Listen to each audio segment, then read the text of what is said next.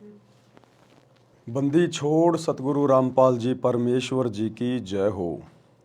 परमपिता परमात्मा सारी सृष्टि के रचनहार कुल मालिक असंख्य ब्रह्मांडों के स्वामी जगत गुरु तीनों लोकों में प्रवेश करके सबका भरण पोषण करने वाले राजाधिराज आत्माधार नाथों के नाथ देवों के देव महादेव सर्वेश्वर महेश्वर मृत्युंजय अजरो अमर आदि अनादि सनातनी प्रभु जगत पिता जगदीश्वर श्री श्री 1008 की उपाधि के वास्तविक अधिकारी अकाल मूरत सौद स्वरूपी राम वासुदेव सर्वगतम ब्रह्म परम पूज्य प्रथम पूज्य परम संत परम पुरुष परम धनी परम दयालु सत्य कबीर हक्का कबीर अल्लाह अकबर बाखबर अल्लाह ताला जगत के तारणहार जगत के मुक्तिदाता जगत के जगन्नाथ हारे के सहारे हिंदुओं के राम मुसलमानों के अल्लाह सिखों के वाहिगुरु ईसाइयों के मसीह दया के सागर दया निधि करुणा के सागर करुणा निधि स्वयंभू परिभू संकट मोचन कष्ट हरण मंगल करण दुख भंजन अविगत कबीर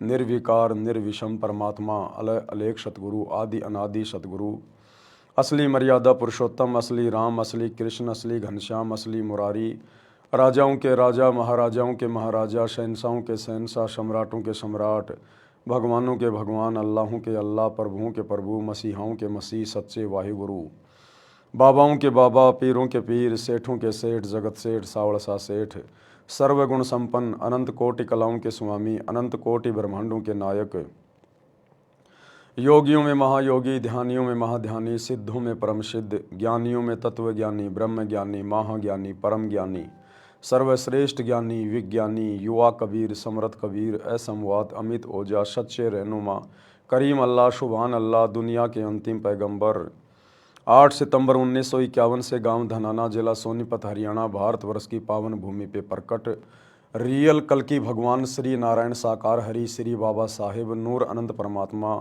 संत शिरोमणि सतगुरु रामपाल जी परमेश्वर जी के चरण कमल में साध संगति से जुड़े हुए आप और हम सभी सत्सेवक भाई बहनों का अनंत कोटि दंडवत प्रणाम।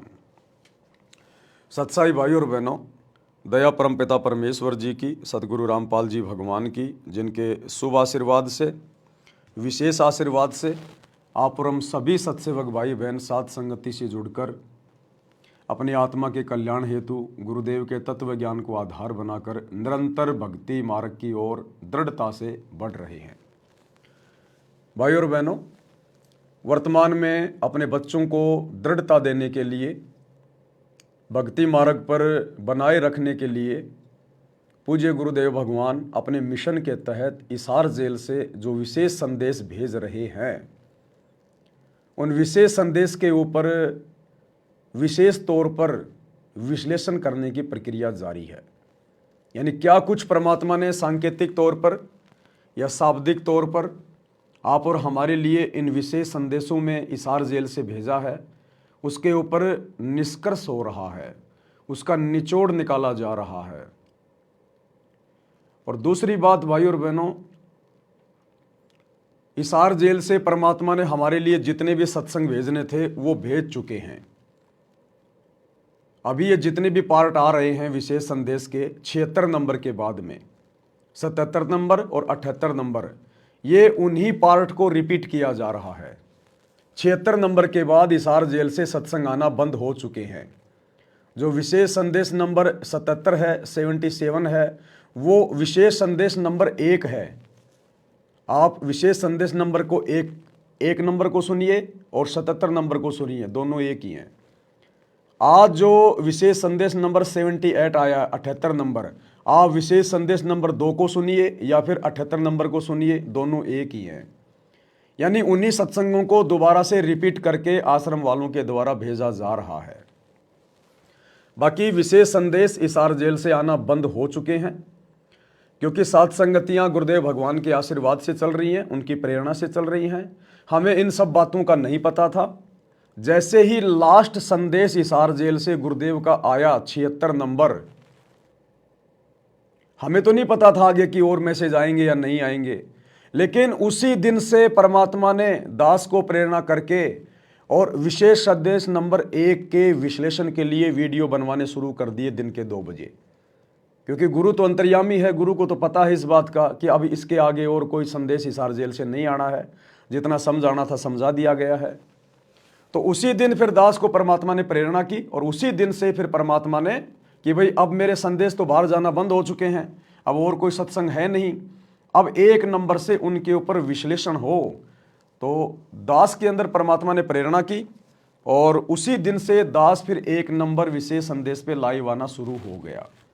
तो ये कोई संयोग नहीं है भाई और बहनों, कोई कॉम्बिनेशन नहीं है, परमात्मा की रजा से सात संगतियां चल रही हैं और परमात्मा की रजा से ही आप भाई बहनों तक सारे संदेश जो है ये भेजे जा रहे हैं। तो हिसार जेल से 76 नंबर विशेष संदेश के बाद नए विशेष संदेश आना बंद हो चुके हैं। अब आगे जितने भी विशेष संदेश सतलोक आश्रम मैनेजमेंट हरियाणा सोशल मीडिया पर डालेगा, विशेष संदेश नंबर 77, 78, 79, 80, 81, ये केवल उन्हीं को रिपीट करके भेजेगा, क्योंकि आश्रम वालों को लगता है कि संगत को क्या पता हम क्या भेज रहे हैं, क्योंकि आश्रम वाली संगत गुरुदेव के सत्संगों को ध्यान से तो सुनती नहीं है, उनका निष्कर्ष वो निकालती नहीं है, तो वो भूल जाते हैं कि कौन सा सत्संग था, क्या सत्संग था। तो आश्रम वालों को कुछ भी ध्यान नहीं है, उनको लगता है कि नए नए सत्संग आ रहे हैं। तो ये आप जियों को थोड़ी सी जानकारी देनी जरूरी थी। तो विशेष संदेश नंबर 8 के ऊपर निष्कर्ष निकालने की प्रक्रिया जारी है गुरुदेव भगवान के आशीर्वाद से। कल हमारा एक पार्ट बन चुका है, आज हम दूसरे पार्ट के ऊपर चर्चा करेंगे। उससे पहले दास आपको एक छोटी सी सूचना और देना चाहेगा साध संगतियों के विषय में।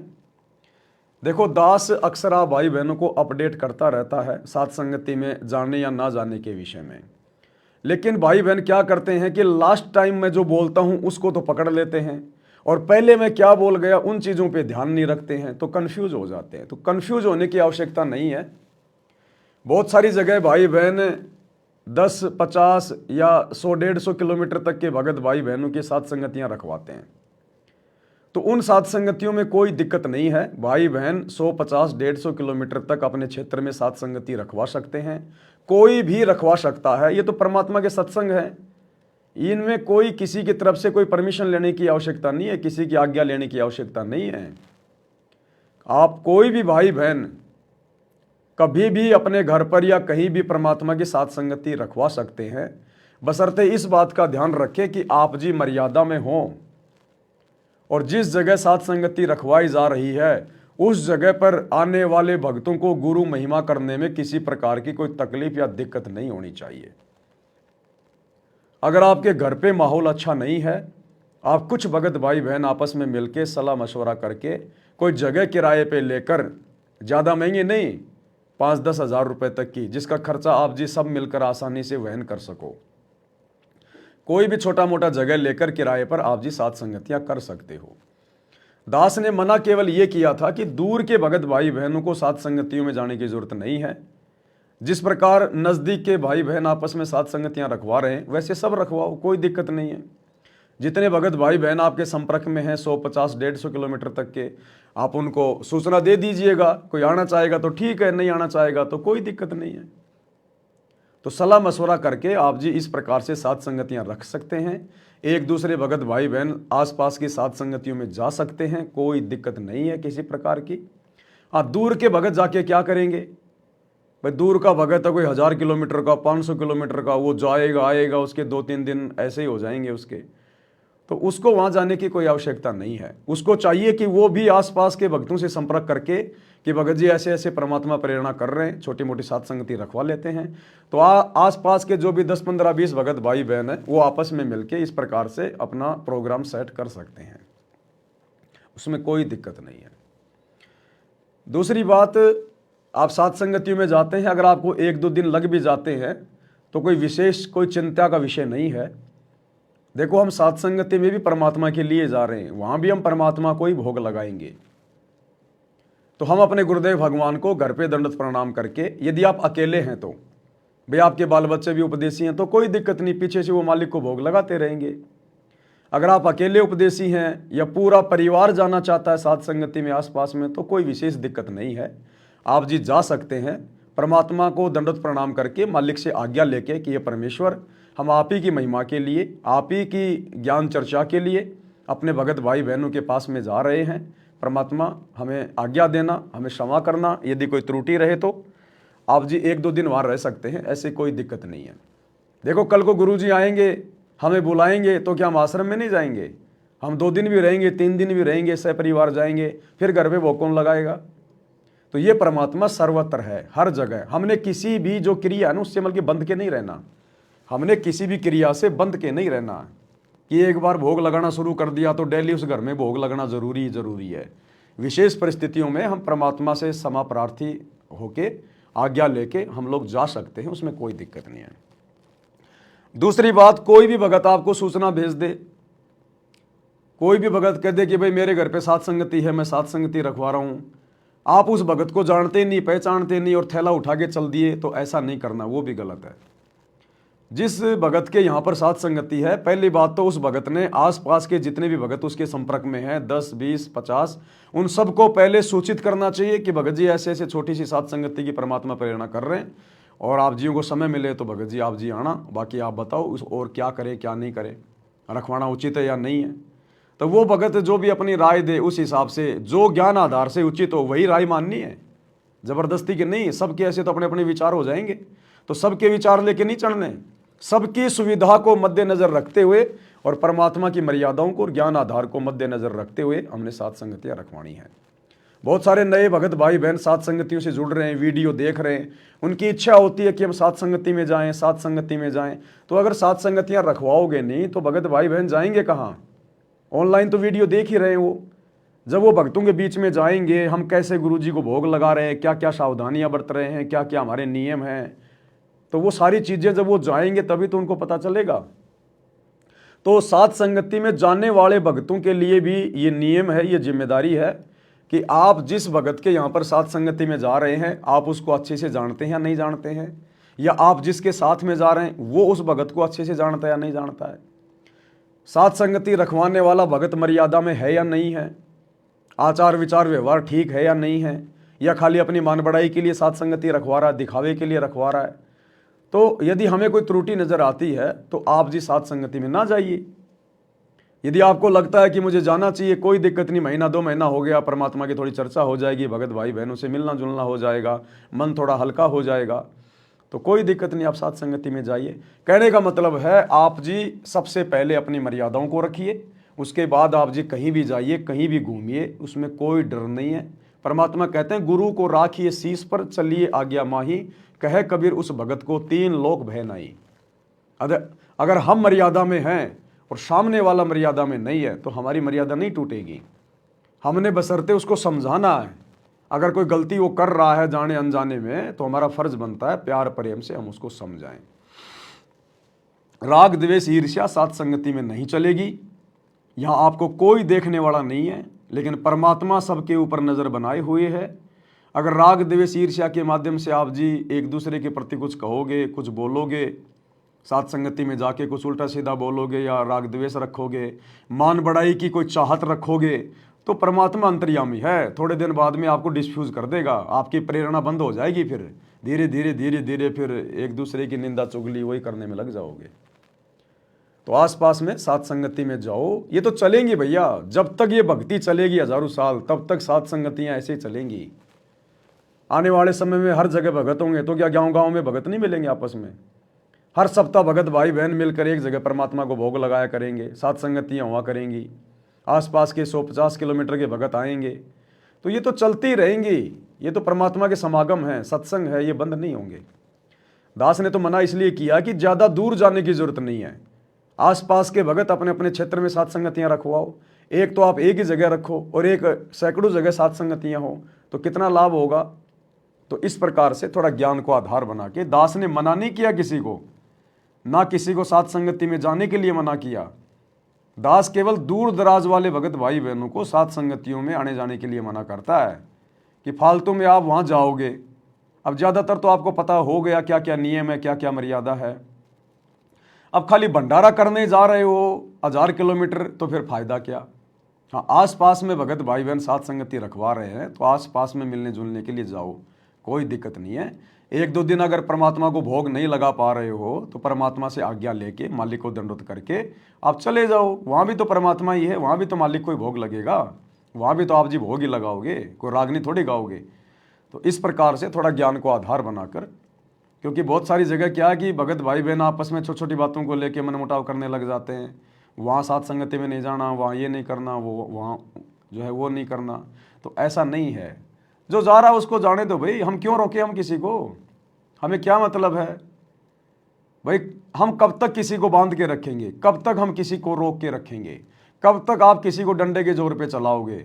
जैसे हमारे गुरुदेव भगवान ने 2014 के बाद पूरी संगत को फ्री छोड़ दिया कि भैया मैंने जो ज्ञान देना था दे दिया, मैंने जो मर्यादा बतानी थी बतानी, मैंने बता दी, अब मैं किसी को बांध के नहीं रखूंगा। अब जिसने ज्ञान समझा होगा, जिसने मर्यादाओं को समझा होगा, वो अपना ध्यान रखेगा अपनी भक्ति का।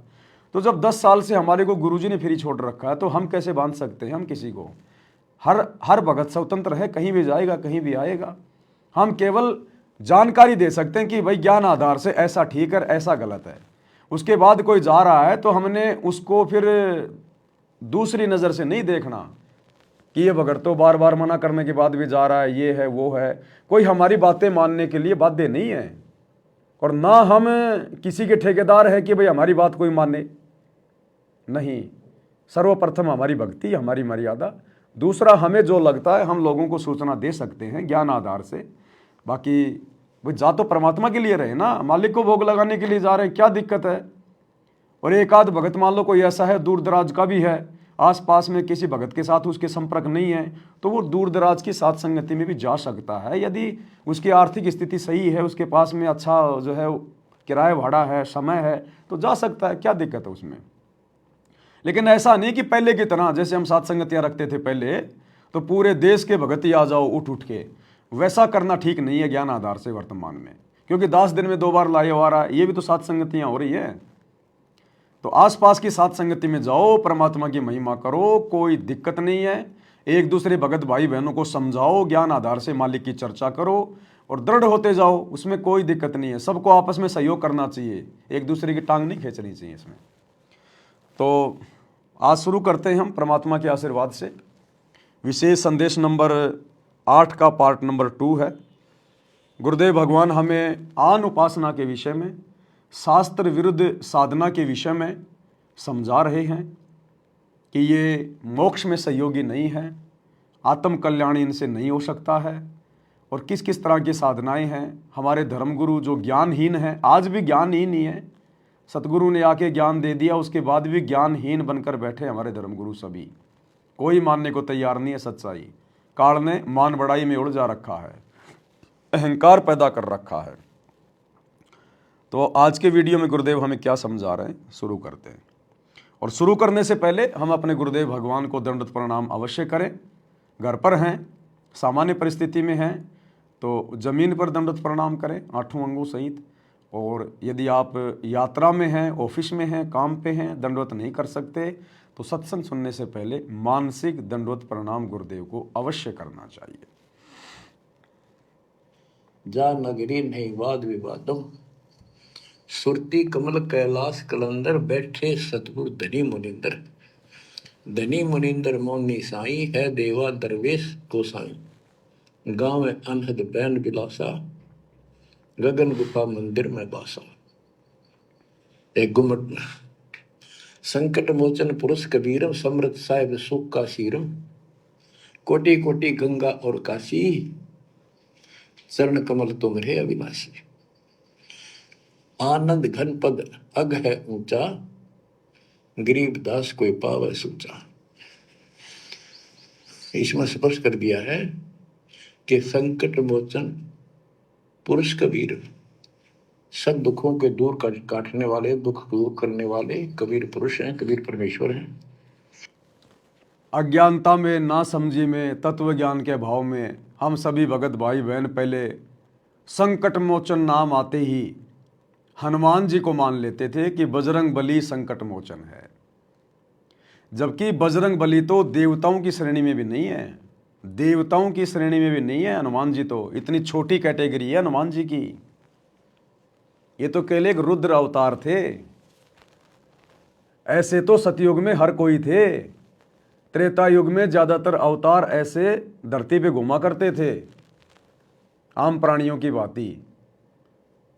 बाली भी वरदान लेके आया था, अब बाली को कौन पूजता है देवता के रूप में?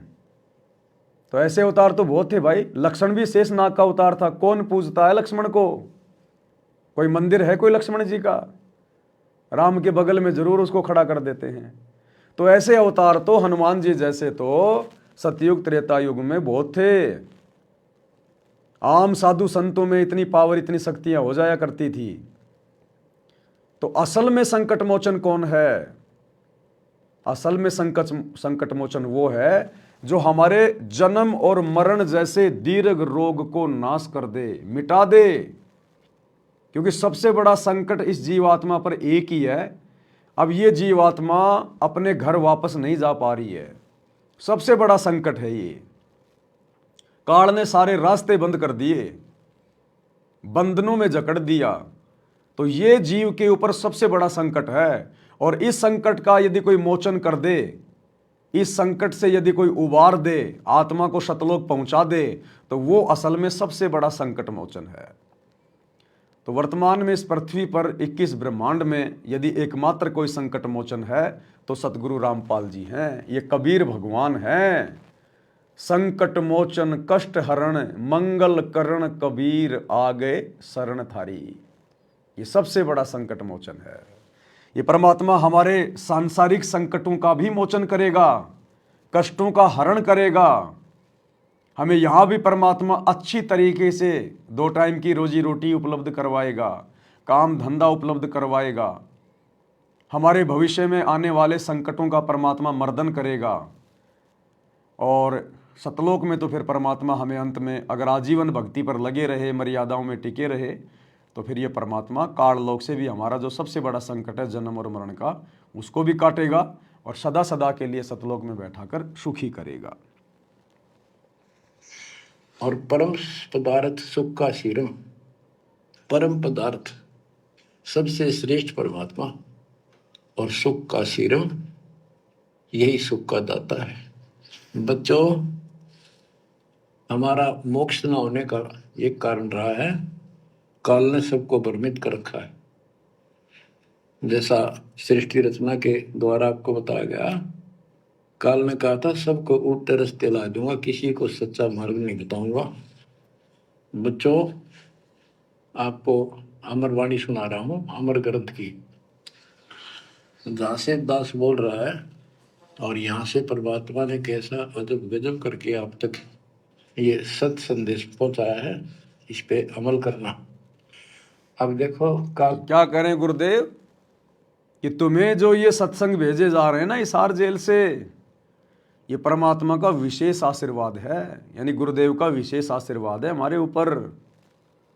और गुरुदेव कह रहे हैं बच्चों इसके ऊपर अमल करना, कहने सुनने तक मत रखना इन बातों को कि मैंने यहाँ से सत्संग करके भेज दिए, आपने सुबह सुबह सुन लिए और सारा दिन फिर वही क्रिया करने लग गए जो आम लोग कर रहे हैं।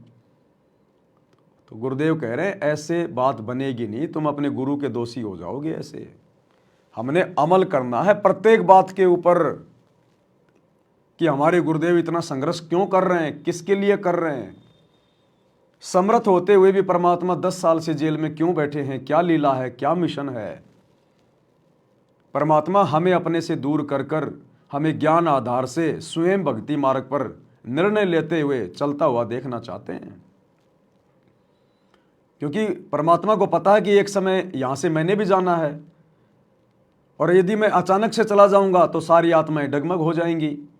तो एक छोटी सी रिहर्सल की परमात्मा ने कि मैं देखता हूं कि जब मैं सतलोक जाऊंगा तो मेरे जाने के बाद ये भगत किस प्रकार से भक्ति करेंगे, मेरे द्वारा दिए गए अनमोल ज्ञान को आधार बनाकर भक्ति करेंगे या फिर मेरे परिवार को देखकर भक्ति करेंगे या एक दूसरे भक्तों की देखा देखी भक्ति करेंगे या फिर जब तक मैं हूं तब तक तो भक्ति पे लग रहे हैं और जब मैं चला जाऊंगा तो फिर पीछे से भक्ति पे ये फिर ढिलाई बरतने लग जाएंगे, मर्यादाओं का ध्यान नहीं रखेंगे।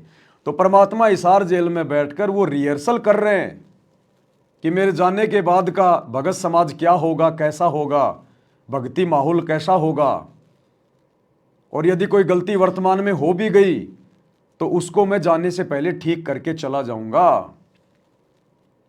और दूसरा, संगत में अभी तक कितने भगत बने हैं, ये छोटी सी परीक्षा भी परमात्मा हिसार जेल में बैठ के ले रहे हैं कि कितने तो काल के एजेंट घुसे हुए हैं भगत बन के, और कितने वास्तव में परमात्मा की आत्माएं हैं जो अपना आत्म कल्याण चाहती हैं। तो गुरुदेव कह रहे हैं बच्चों, इन सत्संगों के ऊपर अमल करना ये विशेष आशीर्वाद है। और ये विशेष आशीर्वाद भाई और बहनों आप और हम सत्सेवक ही समझ सकते हैं। बाकी संगत को नहीं पता कुछ भी, आश्रमों में जाने वाले भाई बहनों को नहीं पता कुछ भी, ये सत्संग कितने विशेष हैं, कितने अनमोल हैं, इस सत्संगों में क्या क्या गूढ़ रहस्य छुपे हुए हैं, भक्ति में हमें कितनी दृढ़ता मिलेगी। इन सत्संगों में बहुत ज़्यादा पावर है, शक्ति है गुरुदेव की। ये सत्संग हमारा पोषण कर रहे हैं। लेकिन आम संगत इन सब बातों से बेखबर है, क्योंकि आम संगत अपने गुरु को परमात्मा नहीं मानती, भगवान नहीं मानती। और जब तक हम गुरु को परमात्मा के रूप में देखना शुरू नहीं करेंगे, हमारे गुरुदेव के वचन हृदय में समाना भी शुरू नहीं करेंगे। तो काल के द्वारा भ्रमित इन पंथों के बारे में परमात्मा बताते हैं। गरीबदास जी उस ज्ञान को अपने शब्दों में इस प्रकार बताया है। अथ सठ दर्शन गमोड़ बैदा, सठ दर्शन सठ भेष कहाँ हुए, बहु विधि धूम धूम धार मचावे, तीर्थ व्रत करे तर बीता, वेद पुराण पढ़त है गीता। यानी साधना का तो ढूंढा ठारे हैं, यानी तैल कम सारे खेल में पता नहीं किस किस प्रकार की कठिन से कठिन साधना करते हैं, तीर्थ व्रत करते हैं और गीता पुराण वेद इनका पाठ करते हैं। और गरीबदास जी क्या बताते हैं, रग यजु है शाम अथर्व, ये चारों वेद चत भंगी रे, सुख संवेद बाचे साहिब का, सोहन सा सतसंगी रे, सोहन सा सतसंगी रे। परमात्मा कह रहे हैं ये जगत वाले, दुनिया वाले, ज्ञानहीन साधु संत महात्मा और इनके पीछे लगी हुई दुनिया, भक्ति साधना का तो इन्होंने डूंडा उठा रखा, झंडा उठा रखा पूरा। दुनिया को तो लगता भाई एक नंबर के भगत हैं, इनके जैसा भगत तो कोई है नहीं। देखो भाई और बहनों, हमने अपने संबंधित बातों को विशेष महत्व देना है। परमात्मा क्या उदाहरण दे रहे हैं, हमने क्या समझना है। हमने अपने पंथ और भक्ति से संबंधित निष्कर्ष निकालना है। अब ये दुनिया भर के साधु संत महात्मा, दुनिया भर के लोग, जैसे आज ये क्या है पता नहीं, मैं तो अब गया था सेविंग करवाने, तो शायद आज महाशिवरात्रि होगी, मुझे तो नहीं पता, गुरुजी की सौगंध मुझे नहीं पता। मैं तो अब सुबह जैसे निकला 10-11 बजे सेविंग करवाने के लिए, तब मैंने देखा लोग ये बेर बार लेके, गाजर वाजर लेकर, पता नहीं मंदिरों में भीड़ लग रही है। तो उनको देख के दास के अंदर ये विचार आया कि हो सकता आज कोई शिवरात्रि होगी, कोई महाशिवरात्रि हो सकती है। अन्यथा दास को नहीं पता बिल्कुल भी, ना दास कोई न्यूज़ देखता, ना कोई अखबार पढ़ता, ना मेरा किसी जगत वाले से, आड़ोसी पाड़ोसी से कोई संबंध है, ना हम बाहर कहीं बैठते ना उठते, तो हमें पता ही नहीं दुनियादारी में क्या हो रहा है, फालतू की बातों से हमें लेना ही क्या है। तो दास जैसे गया तब पता चला कि हो सकता है शिवरात्रि हो सकती है। अब है या नहीं है मुझे ये भी कन्फर्म नहीं है, मैं तो आइडिया लगा रहा हूँ हो सकती है, अब है या नहीं है मुझे ये भी नहीं पता। तो दुनिया तो ऐसा लग रहा है जैसे एक नंबर के भगत हैं भाई, डुंडा पाड़ रखा है, कोई कावड़ ला रहा है, कोई पैदल यात्रा कर रहा है, कोई जमीन पे रेंग रेंग के नारियल फोड़ रहा है, कोई कहाँ जा रहा है, कोई क्या कर रहा है। लेकिन उनकी साधना 2 कौड़ी की, उसका परिणाम 0/0, लाभ कुछ नहीं, उल्टे कोरे पाप। तो ठीक इसी प्रकार वर्तमान में काल का तो एक ही काम है भाई और बहनों, भ्रमित करना। जिस प्रकार उसने जगत को भ्रमित कर रखा है भक्ति और भगवान के नाम पे, अब जब आत्माएं भगवान की शरण में आ जाएंगी, सतगुरु की शरण में आ जाएंगी, तो उनको भ्रमित क्यों नहीं करेगा। तो आज ठीक इसी प्रकार से जैसे जगत वाले भाई बहनों ने भक्ति का डूंडा उठा रखा है, लेकिन उनकी मान मर्यादा कुछ भी नहीं है, शास्त्रों के विरुद्ध है, इसी प्रकार सतगुरु रामपाल जी की 90% संगत जो सतलोक आश्रमों से जुड़ी हुई है, आम लोगों को लगता है भाई एक तो एक नंबर के भगत हैं, इन्होंने तो भक्ति का डूंडा उठा रखा है। साल में 5-5, 6-6 तो बहुत बड़े बड़े भंडारे कर रहे हैं, भंडारों का दिन रात प्रचार किया जा रहा है, पोस्टर लगाए जा रहे हैं, पंपलेट बांटे जा रहे हैं, जा जाके लोगों को न्योता दिया जा रहा है जबरदस्ती, आना जी हमारे भंडारे में, आना जी धनाने धाम में, देसी घी का भंडारा, देसी घी का भंडारा। यूट्यूब चैनल को सब्सक्राइब करवाने के लिए भक्तों की रेल बना रखी है, पुस्तकों का ज्ञान प्रचार कर रहे हैं और तरह तरह से, कहीं कोई रैली है, कोई राजनेता की रैली है, कोई मंत्री की रैली है, डूंडा पाट रखा है, बसों में भर भर के ले जाते हैं भक्तों को भीड़ इकट्ठी करने के लिए। तो दुनिया को तो लगता है कि बाबा रामपाल जी की भगत तो एक नंबर की भक्ति कर रहे हैं, लेकिन बाबा रामपाल जी के 90% भगत जो सतलोक आश्रमों से जुड़े हुए हैं, दो धेले की भक्ति कर रहे हैं दुनिया वालों में, और बाबा रामपाल जी के सतलोक आश्रमों से जुड़े हुए भक्तों में कोई अंतर नहीं है, क्योंकि मर्यादा किसी की नहीं है, मर्यादा सबकी खंडित है। इन सतलोक आश्रमों से जुड़े हुए भक्तों से चाहे बाबा रामपाल की भक्ति करवा लो और चाहे श्री रामचंद्र जी की भक्ति करवा लो, इनको कोई फर्क नहीं पड़ता।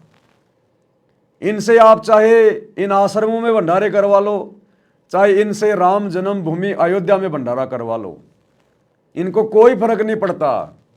इन्हें चाहे अपने गुरुजी की रैलियों में बुला लो, चाहे जाट आरक्षण की रैली में बुला लो, चाहे आनंद पाल सिंह जैसे गुंडों की सीबीआई जांच की रैली में बुला लो, या चाहे नेताओं की रैलियों में धक्के खिला लो, इन्हें कोई फर्क नहीं पड़ता। इन्हें पता ही नहीं हम क्या कर रहे हैं, हमारे गुरुजी के नियम क्या है, हमारा मार्ग क्या है, हमारा गुरु इतना संघर्ष क्यों कर रहा है। तो दुनिया को तो लगता है कि भक्ति का डूंडा उठा रखा, भाई एक नंबर के भगत हैं।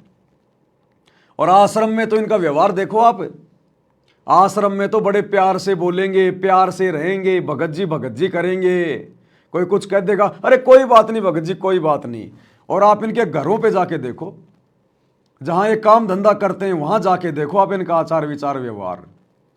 जब साथ संगति होती है वहां आके देखो, ये ले लेके लठ आ जाते हैं मारने के लिए। इनसे बात करके देख लो ज्ञान आधार से, कोई सवाल कर लो इनसे, जरा सा गाड़ियां निकालने लग जाएंगे ये। तो ये दुनिया की नजरों में तो एक नंबर के भगत बने फिर रहे हैं, और वास्तविक जिंदगी में भक्ति इनके आसपास भी नहीं है। सतगुरु रामपाल जी ने भक्ति दे दी, लेकिन साथ में मर्यादा भी बताई है। मर्यादा तोड़ के तुम जितनी मर्जी भक्ति का दिखावा कर लो, एक फुट्टी कोड़ी भी हाथ नहीं लगेगी, फुट्टी कोड़ी भी।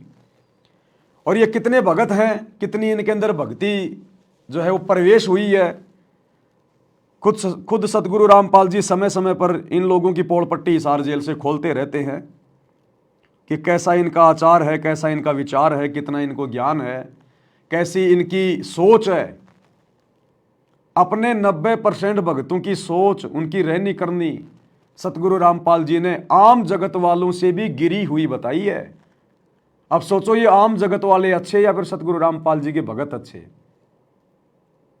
तो समय समय पर सतगुरु रामपाल जी सतलोक आश्रमों से जुड़े हुए भगत भाई बहनों की रहनी करने को भी दर्शाते रहते हैं, क्योंकि ये दिखावे की भक्ति नहीं है। तुम दुनिया के सामने जो 2 नंबर का काम करने वाले आदमी हैं, भक्ति के निकट भी नहीं है, सारा दिन उल्टे काम करते हैं, राजनीति में सड़ रहे हैं, उनको तुम पकड़ पकड़ के एमएलए को, मंत्री को, किसी ठेकेदार को, उनको तो तुम पकड़ पकड़ के हाथ जोड़ जोड़ के भंडारों में लेके आते हो। और अपने भगत भाई बहनों के साथ तुम्हारा व्यवहार कैसा है, आपका गुरु बता रहा है खुद क्या कह रहा है। थोड़ा सा सुख विचार करना होगा कि हम कौन है, कहां से आए। आपस में खेचातानी रखते हो अभी भी भगत हो गए। अच्छे इंसान तो जगत वाले भी ना करते ऐसा जैसे भगत कर रही है। अच्छे इंसान तो जगत वाले भी ना करते ऐसा जैसे भगत कर रही है। अच्छे इंसान तो जगत वाले भी ना करते ऐसा जैसे भगत कर रही है। किसी को छोटी सी सेवा दे देते, कोऑर्डिनेटर बना दिया, उन्होंने सोचा मैं खुदा बन गया। और इतना शिक्षा तो बने, मजदूर बनो सीखो, मजदूर। और कई देखा है कि कोऑर्डिनेटर या जिसकी जो भी व्यवस्था लगाई जाए तो व्यवहार भी ठीक नहीं करते, धमकान लग जाते, फुरकान लग जाते। और कुछ ऐसी भी शिकायतें आई हैं जो बहन बेटियों के साथ गलत मैसेज भी डालते हैं।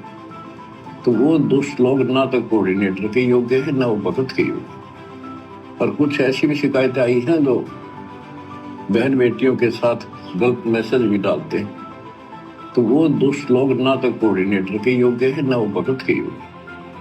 और कुछ ऐसी भी शिकायतें आई हैं जो बहन बेटियों के साथ गलत मैसेज भी डालते हैं, तो वो दुष्ट लोग ना तो कोऑर्डिनेटर के योग्य है ना वो भगत के योग्य। तो ऐसा तो संगत माई कुसंगत उपजेगी, और ऐसी कुसंगत होगी फिर हम रखेंगे नहीं उसको खेत में। किसान उस कुबाड़ को पाड़ कर खेत तो बाहर फेंक देता है, तो उसको आप मिशन से निकाल दिया जाया करेगा।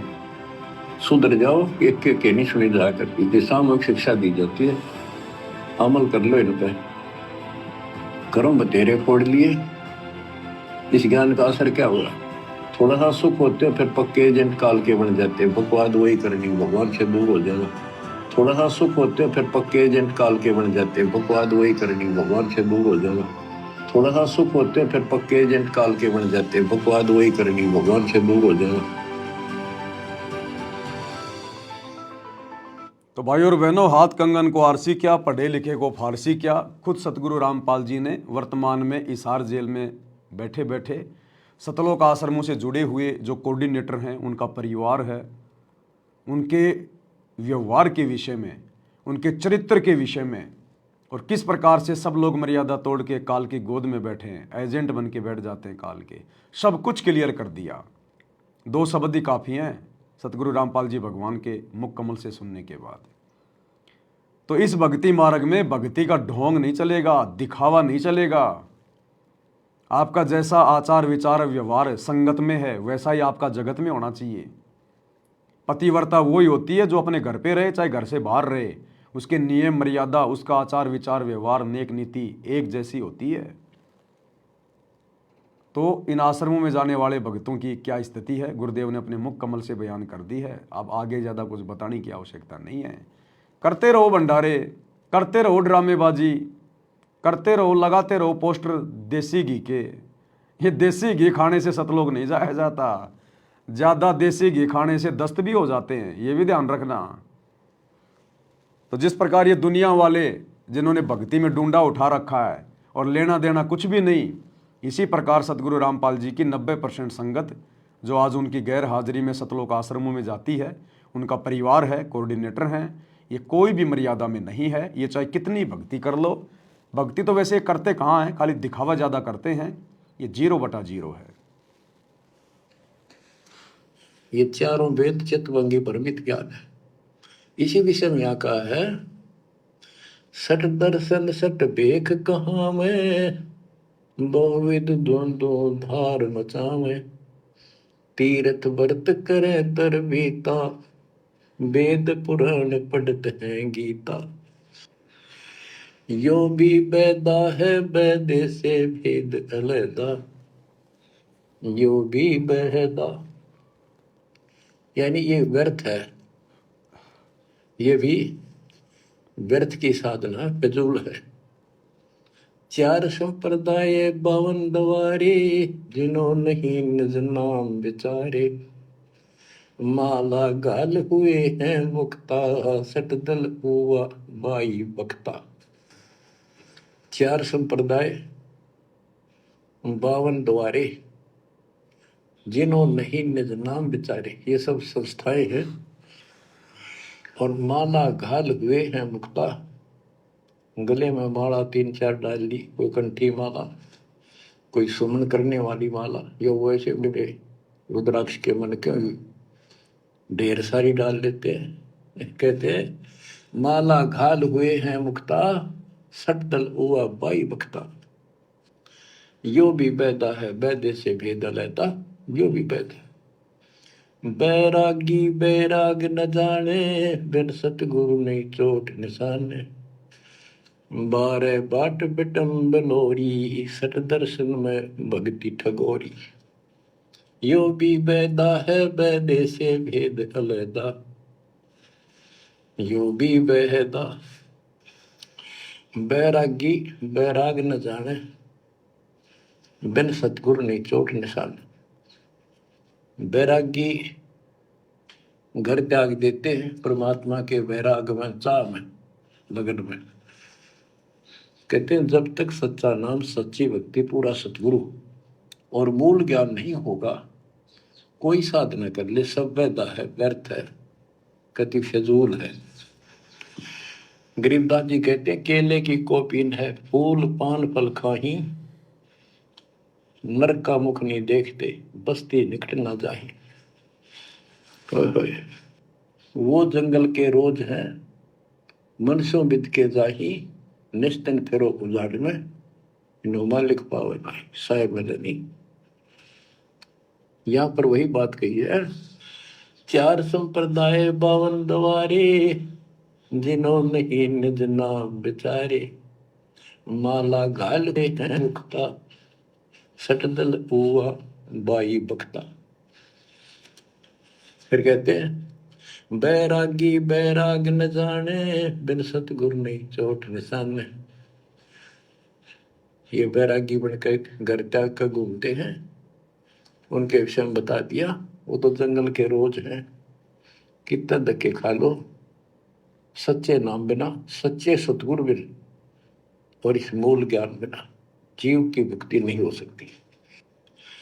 बिन सतगुरु नहीं चोट निशाने, सतगुरु के बिना ये समस्या हल नहीं हो सकती। सही ठीक ठिकाने के मंत्र नहीं मिलेंगे, निशाने पर चोट नहीं लगेगी। 12 बाट बिटम बिलोरी, सठ दर्शन में भक्ति ठगोरी। ये सठ दर्शनी है गिरी पुरी नाथ वैष्णव सन्यासी उगड़ नंगड़ नागा। कहते इनमें भक्ति गलत है, इनको ठग रखा काल में, भ्रमित कर रखा है। सन्यासी 10 नाम कहावे, शिव शिव करे न संशय जावे, निर्वाणी निकच निसारा, भूल गए हैं ब्रह्म द्वारा। क्या स्पष्ट कर दिया कि सन्यासी 10 नाम कहावे। 10 नामी एक पंथ है और वो शिव के उपासक है। कहते शिव शिव करे न संशय जावे। इनके नाम क्या है? 10 नियम है इनके। जैसे हमारे 21 नियम है, ऐसे इनके 10 नियम है, ऐसा करना है, ऐसा नहीं करना है, शिव जी की पूजा करनी और कुछ नहीं करना। ये नाम नहीं जाप करते, कहते हम इन 10 नामों को डेली याद रखा। फिर क्या बताते हैं? सुन सन्यासी कुल कर्मनाशी, भग में प्योंदी धुंध भूले धुंधी, छल छिद्र की भक्ति ना कीजिए, आगे जवाब कहो क्या दीजिए। होय होय। सुन सन्यासी कुल कर्मनाशी, ये सन्यासी अपना पूरा धर्म कर्म नष्ट करे फिरते हैं। बग में प्योंदी भूले धोंदी। प्योंद क्या होती है?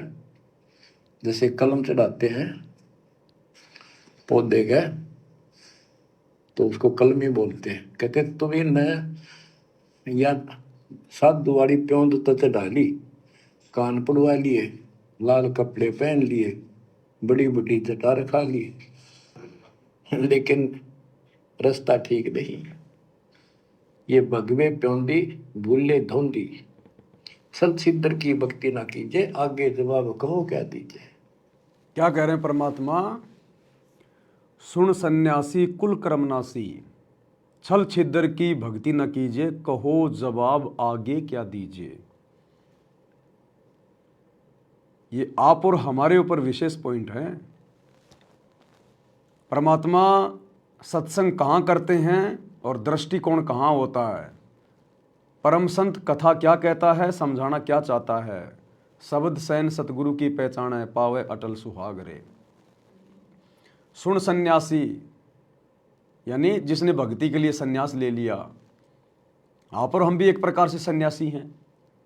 उन लोगों ने अपने घर बार छोड़ दिए, इसलिए उनको सन्यासी कहते हैं। हम लोगों ने सांसारिक परंपराओं से सन्यास ले लिया, समाज की जो बुराइयां हैं हमने उनसे सन्यास ले लिया।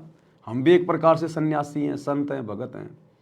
कुल कर्मनासी, छल छिद्र की भक्ति न कीजिए, कहो जवाब आगे क्या दीजिए। अब सतगुरु से उपदेश भी ले लिया और सतगुरु ने हमें जो मर्यादा बताई है, जो नियम बताए हैं, उन नियमों का हम ध्यान नहीं रख रहे। नियम तोड़ के हम भक्ति कर रहे हैं, तो हम छल छिद्र की भक्ति कर रहे हैं। नित्य नियम में गुरुदेव क्या कहते हैं? ताते सतगुरु शरणा लीजे, कपट भाव जिन दूर करीजे। जो अपने अंदर से सारे कपट भाव दूर कर देगा, बिल्कुल शुद्ध हृदय का हो जाएगा, मर्यादा शोपन में भी नहीं तोड़ेगा, कहते हैं उस दिन सतगुरु उसको अपनी शरण में लेगा।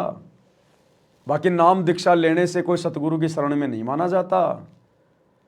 नाम दीक्षा ले ली, सतसाई बोलने लग गए, गले में लॉकेट है, हाथ में रक्षा सूत्र है, नहीं, ये शरण में आना नहीं होता। ऐसे तो चाहे पूरी दुनिया नाम ले लो, कोई दिक्कत नहीं है। परमात्मा कहते हैं ताते सतगुरु शरणा लीजे, यानी उस आत्मा को सतगुरु वास्तव में अपनी शरण में लेता है। कपट भाव जिन दूर करीजे, जिसने अपने अंदर से छल कपट को दूर कर दिया हो, सतगुरु की मर्यादा तोड़ने के सौपन में भी ना सोचे, गुरु के प्रत्येक वचन में रहे, आज्ञा का पालन करे, अपनी भक्ति करे, एक भगत के लक्षण अपने ऊपर धारण करे, उसको कहते हैं छल कपट को दूर करना। अब देख लो आज कितने भगत हैं जो मर्यादा में रह के भक्ति कर रहे हैं, सिर्फ साथ संगति से जुड़े हुए भाई बहन। बाकी एक भी भगत ऐसा नहीं है साथ संगति के अलावा जो मर्यादा में हो, चाहे वो 1 करोड़ हो, चाहे 2 करोड़ हो। आश्रमों में जाने मात्र से मर्यादा टूटती है, जाने मात्र से, क्योंकि ये आश्रम गुरु की गैर हाजिरी में बनाए गए हैं, गुरु की आज्ञा के अनुसार नहीं बनाए गए। ये मनमाना आचरण है, और गुरु की आज्ञा के बिना जो मनमाना आचरण करता है उसकी कुसंगति करना, मर्यादा तोड़ना है। अब देख लो ना, गुरु जी के दोनों लड़के गोहाना जाट महासभा का उद्घाटन करने गए और अपने गले में माला डलवा के घूम रहे हैं, अपने गले में फूलों की मालाएं डलवा के घूम रहे हैं। तो कहाँ है मर्यादा? जब तुम्हारे आश्रम संचालकों की मर्यादा नहीं है तो आश्रमों में जाने वालों की, लड्डू जलेबी बर्फी खाने वालों की मर्यादा कहाँ रहेगी? सतनाम के नियम नंबर 4 में गुरुजी ने स्पष्ट मना कर रखा है कि भगत ने अपने गले में माला नहीं डलवानी, ना किसी के गले में डालनी। जबकि गुरुजी के बेटे तो जाट समाज से अपने गले में मालाएं डलवा के घूम रहे हैं। तो कहाँ है मर्यादा? ये होता अपने गुरुजी के साथ में छल कपट करना। तो बाकी संगत कहाँ मर्यादा में होगी जब गुरुजी का परिवार ही मर्यादा में नहीं है? इसलिए भाई भक्ति का चाहे कितना डंडा उठा दो, कितना लोग दिखावा कर लो, कितना प्रचार प्रसार कर लो, ये प्रचार प्रसार करने से मोक्ष नहीं होता। मोक्ष होगा गुरु को परमात्मा मानकर मर्यादित तरीके से भक्ति करने से। तो परमात्मा कहते हैं छल छिद्र की भक्ति न कीजिए, कहो जवाब आगे क्या दीजिए। अरे यहाँ तो चलो कोई दिक्कत नहीं, तुम गुरु को परमात्मा नहीं मान रहे, अपने जैसा 2 कोटि का जीव मान रहे हैं, इंसान मान रहे हैं, एक सामान्य संत मान रहे हैं, मानते ही हो तुम। क्योंकि गुरु के अलावा किसी और को परमात्मा मानने का मतलब है अपने गुरु को हल्के में लेना, मानुष मानना। तो परमात्मा तो तुम जून के महीने में उस दाढ़ी मूंछ वाले को मानते हो, कबीर प्रकट दिवस मना के उस नकली फोटो का। तो गुरु के साथ तो तुम छलछिद्र कर रहे हो, धोखा कर रहे हो, अपने साथ भी और अपने गुरु के साथ भी मानुष समझकर। भाई आगे क्या जवाब दोगे जब यही तुम्हारा बाप, यही सतगुरु रामपाल जी जब तुम्हें कबीर के रूप में त्रिकुटी पे बैठा मिलेगा और जब तुमसे हिसाब किताब मांगेगा, तब क्या जवाब दोगे? यहाँ तो तुम अपना बाप कह लो, अपना ताऊ कह लो, अपना पति कह लो, त्रिकुटी पे ये किसी का बाप, किसी का ताऊ, किसी का बेटा, किसी का चाचा नहीं है। वहाँ तो जैसे कर्म किए हैं वैसे ठोक ठोक के देगा, ठोक ठोक के। ये निर्मोही परमात्मा है, 1% भी इधर उधर नहीं देखता। इसलिए परमात्मा कहते हैं चाहे कितना भक्ति का डूंडा उठा लो, मर्यादा बिना भक्ति तुम्हारी 1 कदम भी आगे नहीं बढ़ सकती, 1 कदम भी। तो क्या फायदा फिर भाई जगत में और भगत में? फिर भगत कहलवाने का क्या फायदा यदि फॉर्मेलिटी की भक्ति करनी है तो ये नहीं चलेगी भक्ति मार्ग में। यो भी बैदा है, बैदे से भेद अलैदा, यो भी बैदा बरम करम भैरो को पूजे, सत शब्द साहिब नहीं सूझे।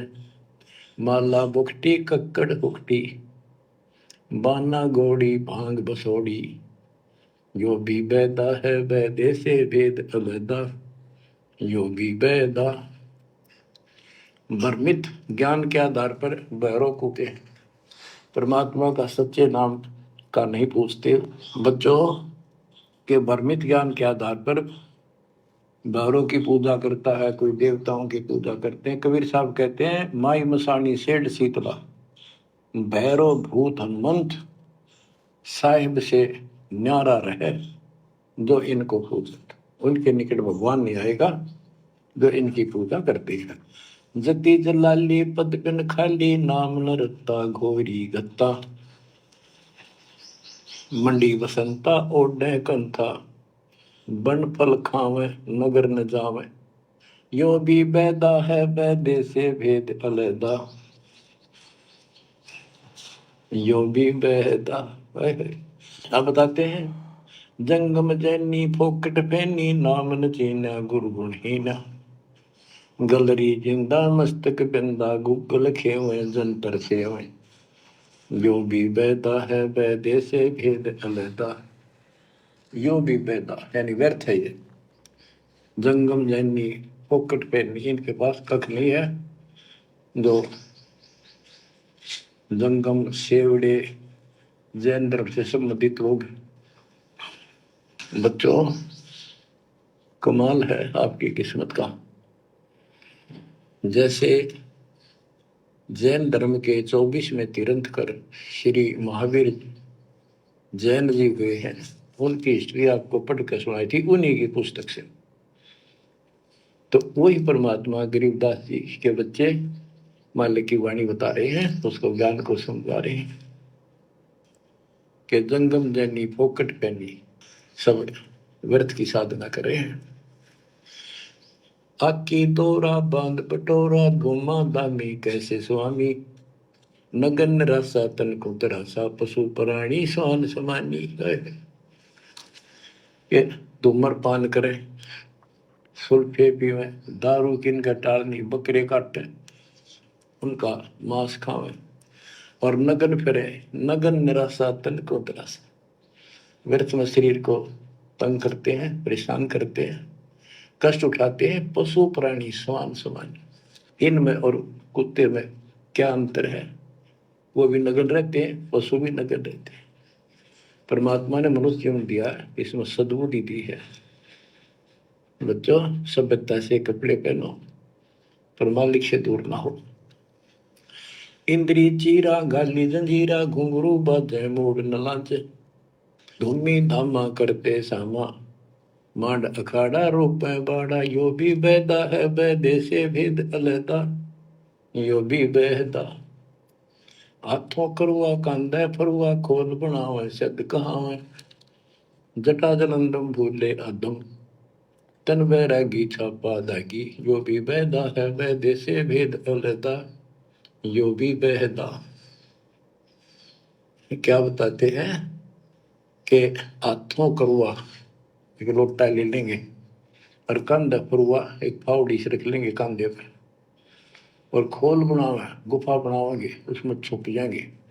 और सिद्ध कहाँ में, जटा जलंदम भूले अंधम, बड़ी बड़ी जटा सिर पर रखेंगे। ये ज्ञान के अंधे परमात्मा का सच्चा मार्ग भूले हैं। तन बैरागी छापा जागी, वेद पुरानी कथा कहानी, पढ़ पढ़ भूले अर्थ न खुले, भूले योगी हृदय के रोगी, कान चरावा बसम रमावा, यो भी बैदा है बैदे से भेद अलैदा, यो भी बैदा। वेद पुराण पढ़ते हैं, इनको ठीक से समझ नहीं पाए। वेद पुराणी कथा कहानी, पढ़ पढ़ भूले अर्थ न खुले। बताओ क्या कह रहे हैं परमात्मा कि वेद पढ़ते हैं, गीता जी पढ़ते हैं, लेकिन गीता जी में लिखा क्या है, वेदों में लिखा क्या है, शास्त्रों में लिखा क्या है, साधना टोटल उसके विपरीत करते हैं। वही बात आज संगत में हो रही है।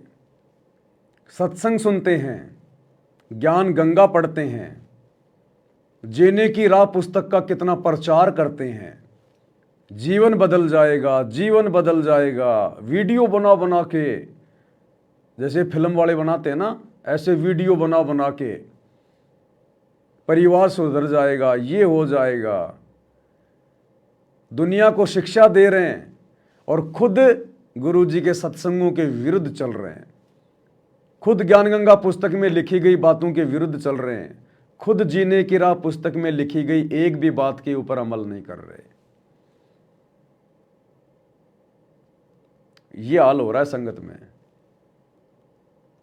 अब ज्ञान गंगा पुस्तक में, अब जैसे जगत वाले गीता और वेद पढ़ते हैं और ये पत्थर की पूजा करते हैं। अब इनसे कोई पूछे भैया वेद में गीता में कोई मंदिर बना के मस्जिद बना के पत्थरों की पूजा करने का, मूर्ति पूजा का विधान है क्या? कहीं लिखा है क्या? वेद गीता में जो मंत्र तुम जाप करते हो, हरे राम हरे कृष्णा राधे राधे श्याम मिला दे, कहीं लिखा हुआ है क्या? वो एक भी बात मानने को तैयार नहीं, उल्टा लड़ाई झगड़ा करेंगे। अब ठीक इसी प्रकार टोटल सतगुरु रामपाल जी के सत्संग, उनके द्वारा लिखी गई पुस्तकों के विरुद्ध साधना वर्तमान में भगत समाज कर रहा है। बताओ, ये राजनीति करना कौन सी ज्ञान गंगा पुस्तक में लिखा हुआ है? गुरु जी के कौन से सत्संगों में लिखा हुआ है? लेकिन फिर भी गुरु जी का परिवार राजनीति कर रहा है, कोऑर्डिनेटर राजनीति कर रहे हैं, राजनेताओं के दलाल संगत को बना रखे हैं। 2019 में कांग्रेस की गोद में बैठा दिया संगत को, गुरु जी का आदेश बता दिया। 2024 में बीजेपी की गोद में बैठा दिया, गुरु जी का आदेश बता दिया कि बीजेपी को वोट डालना है। पीले पर्चे निकाल दिए, जो बीजेपी को वोट नहीं डालेगा वो गुरुद्रोही हो जाएगा, उसका नाम खंड हो जाएगा, आश्रम में नहीं घुसने देंगे। अब बताओ, गुरु जी के कौन से सत्संग में, कौन सी ज्ञान गंगा पुस्तक में, कौन सी जीने की राह पुस्तक में ये घटिया राजनीति करना या राजनेताओं की चापलूसी करना या पार्टी विशेष को वोट देना ये लिखा हुआ है? तो इनमें और जगत वालों में क्या अंतर है? गुरु जी के सत्संग में और पुस्तकों में कहां लिखा है कि भक्तों ने स्टेडियम बनाने चाहिए दुनिया के लिए, खेलों को बढ़ावा देना चाहिए? कौन से सत्संग में है, कौन सी पुस्तक में है? तो जगत में और भगत में क्या अंतर है भाई? गुरु जी ने कब कहा कि भक्तों को गुंडों का समर्थन करना चाहिए, गुंडों की सीबीआई जांच का समर्थन करना चाहिए? लेकिन राजपूत करणी सेना के साथ मिलकर आनंदपाल सिंह की सीबीआई जांच का समर्थन सतलोक आश्रम मैनेजमेंट हरियाणा ने कर दिया और 5 लाख रुपए उनको चंदे के रूप में दे दिए दान के। कौन से सत्संग में भाई, कौन सी पुस्तक में है? भक्तों को आरक्षण चाहिए या जिनको आरक्षण चाहिए उनका समर्थन करना चाहिए? जैसा कि जाट आरक्षण में सतलोक आश्रम मैनेजमेंट हरियाणा ने संगत को बैठा दिया, करोड़ों रुपया चंदे के रूप में दिया। गुरुजी के कौन से सत्संग में है? गुरुजी ने कब कहा कि तुम भक्तों को यहां पर इस काल के लोक में आरक्षण चाहिए? बताइए, कौन सी जीने की राह में लिखा है, कौन सी ज्ञान गंगा में लिखा है? फिर क्या कर रहे हो? अरे दुनिया वालों को दोष दे रहे हो कि शास्त्रों में क्या लिखा है और तुम क्या कर रहे हो, तो खुद भी तो आंखें खोलो। सतगुरु रामपाल जी ने सत्संगों में क्या कहा है, पुस्तकों में क्या लिखा है, और तुम क्या ड्रामेबाजी कर रहे हो? तो तुम्हारे में और दुनिया वालों में क्या अंतर है? इसीलिए तो सतगुरु रामपाल जी ने हिसार जेल से कहना पड़ा कि अच्छे इंसान तो जगत में भी ऐसा नहीं करते जैसा तुम भगत कर रहे हो। तो ये भी बैदा है, यो भी बैदा है, बैदे से भेद अलेदा है। बैदा क्यों जाना, हम सतगुरु बेटा यूं जाना। तो हमने सतगुरु रामपाल जी के सत्संग ध्यान से सुने, हमने उनकी ये पुस्तकें ध्यान से पढ़ी हैं, तब हमें पता चला कि वर्तमान में सतगुरु रामपाल जी की गैर हाजिरी में उनका कलयुगी परिवार, उनके बेटा बेटी भाई बंधु रिश्तेदार, ये कोऑर्डिनेटर जितने भी उल्टे कर्म कर रहे हैं, ये सब बैदा है, बैदा। सतगुरु के सत्संग पुस्तक और ज्ञान से कोई लेना देना नहीं है। इसलिए पूरी संगत सत्सेवकों को छोड़कर अपने गुरु जी के साथ में छल छिद्र कर रही है, छल कपट कर रही है, और ऐसे छल कपटियों को गुरु अपनी शरण में नहीं लेता। ताते सतगुरु शरणा लीजिए, कपट भाव जिन दूर करीजिए। तुम तो अपने गुरु के साथ में कपट कर रहे हो, धोखा कर रहे हो, तो आने वाले समय में भाई परिणाम भी भुगतना पड़ेगा। और कबीर साहब कहते हैं, गुरु बिन वेद पढ़े जो प्राणी, समझन सार रहे अज्ञानी। यदि इन्होंने गीता वेद समझे होते और पुराण समझे होते तो ये नहीं कहते ब्रह्मा विष्णु महेश से ऊपर कोई शक्ति नहीं है। इसी प्रकार अगर सतगुरु रामपाल जी के बेटा बेटी ने, उनके रिश्तेदारों ने, उनके भाई ने, इन कोऑर्डिनेटरों ने अगर उनके सत्संग समझे होते, उनकी पुस्तकें पढ़ी होती और मर्यादाओं में होते, गुरु को परमात्मा मान लिए होते, तो आज राजनेताओं की गोद में जाके नहीं बैठते, गुंडों की सीबीआई जांच का समर्थन नहीं करते, दुनिया के लिए स्टेडियम नहीं बनाते, भक्तों के दान का दुरुपयोग नहीं करते, आश्रमों में हॉस्पिटल नहीं बनाते, लोगों की धर्मशाला नहीं बनवाते, अयोध्या में जाके भंडारा नहीं लगवाते, गले में माला नहीं डलवाते गुरुजी के लड़के। जैसे गुरुजी कह रहे हैं ना कि अगर इन्होंने वेद पढ़े होते तो क्या ये उल्टी साधना करते? तो इसी प्रकार गुरु का परिवार, ये कोऑर्डिनेटर अगर सत्संगों को अच्छे से समझ जाती, गुरु को समझ जाती, तो क्या आज ये लोग गुरुजी की गैर हाजिरी में इस परीक्षा के समय में इतनी बड़ी बड़ी गलतियां करते? कभी नहीं करते। भाई और बहनों, अक्सर क्या होता है, जिन लोगों को ज्ञान समझ में आ गया, भक्ति समझ में आ गई, गुरु समझ में आ गया, तो उनको लगता है कि जैसा मुझे समझ में आ गया वैसा ही सबको समझ में आ गया होगा, सबको समझ में आ रहा होगा। लेकिन ऐसा होता नहीं है। आपको समझ में आ गया, ये आपका सौभाग्य, गुरु का आशीर्वाद, गुरु की मेहर। लेकिन जैसा आपको समझ में आ गया ऐसा सबको आ रहा होगा, ये मुमकिन नहीं है। परमात्मा कहते हैं, खोकापुर में काग मिले दिन दोए रे, अरबों में कोई हंस हमारा होए रे। गुरुपद सेव बिरला कोई, गुरु जो भक्ति की जो पद्धति बताएगा उसको कोई बिरला ही उस हिसाब से पूजा पाठ कर पाएगा, भक्ति कर पाएगा। गुरुपद सेव बिरला कोई, जहां पर कृपया साहिब की होई। जिस पर गुरु की विशेष मेहर होगी, रजा होगी, वही उनके द्वारा बताई गई भक्ति विधि को मर्यादा में रह के संपन्न कर पाएगा। हर किसी के बस की बात नहीं है। हाँ, भगत बने दिखाई देंगे एक नंबर के, जैसे इनके बराबर तो कोई भगत ही नहीं है। दुनिया को समझाएंगे, ऐसे समझाएंगे जैसे तो ज्ञान का भंडार है, और खुद की मर्यादा एक भी नहीं है। तो परमात्मा को ऐसी काल की आत्माओं से भी कोई विशेष मतलब नहीं होता है। तो इसी प्रकार ये दुनिया वाले जो कर रहे हैं, साथ में संगत क्या कर रही है, उसने भी अपना विश्लेषण करना चाहिए। गीता वेद समझे होते और पुराण समझे होते तो ये नहीं कहते ब्रह्मा विष्णु महेश के ऊपर कोई शक्ति नहीं है। तो इससे सिद्ध है ये सब भ्रमित आत्मा है। काल ने इनको भ्रमित कर रखा, उसने कह रखा था कि सबकी ऐसी दुर्गति कर दूंगा, कोई ठीक से समझ नहीं पाओगा। फिर क्या बताते हैं, तोड़े पाती आत्मघाती, मूड अनाड़ी जड़ से तारी, ताल मंजीरा मन नहीं थीरा, बहुविध नाचे नाम न बाचे, यो भी बैदा है बैदे से भेद अलैदा, यो भी बैदा के पत्ते फूल तोड़ के अपना जीवन नष्ट कर रही, आत्मघात कर रही। मूड अनाड़ी जड़ते तारी, यानी पत्थर की मूर्ति का आगे प्रार्थना लाओ, अरे तेरा गजब, अरे तेरा गजब भैयो, पत्थर की मूर्ति के आगे। सेम टू सेम वही काम काल ने इन आश्रमों में करवा रखा है। सतगुरु की 90% संगत वही गलतियां कर रही है। पत्थर की पूजा करे भूल गए सृजनहारा।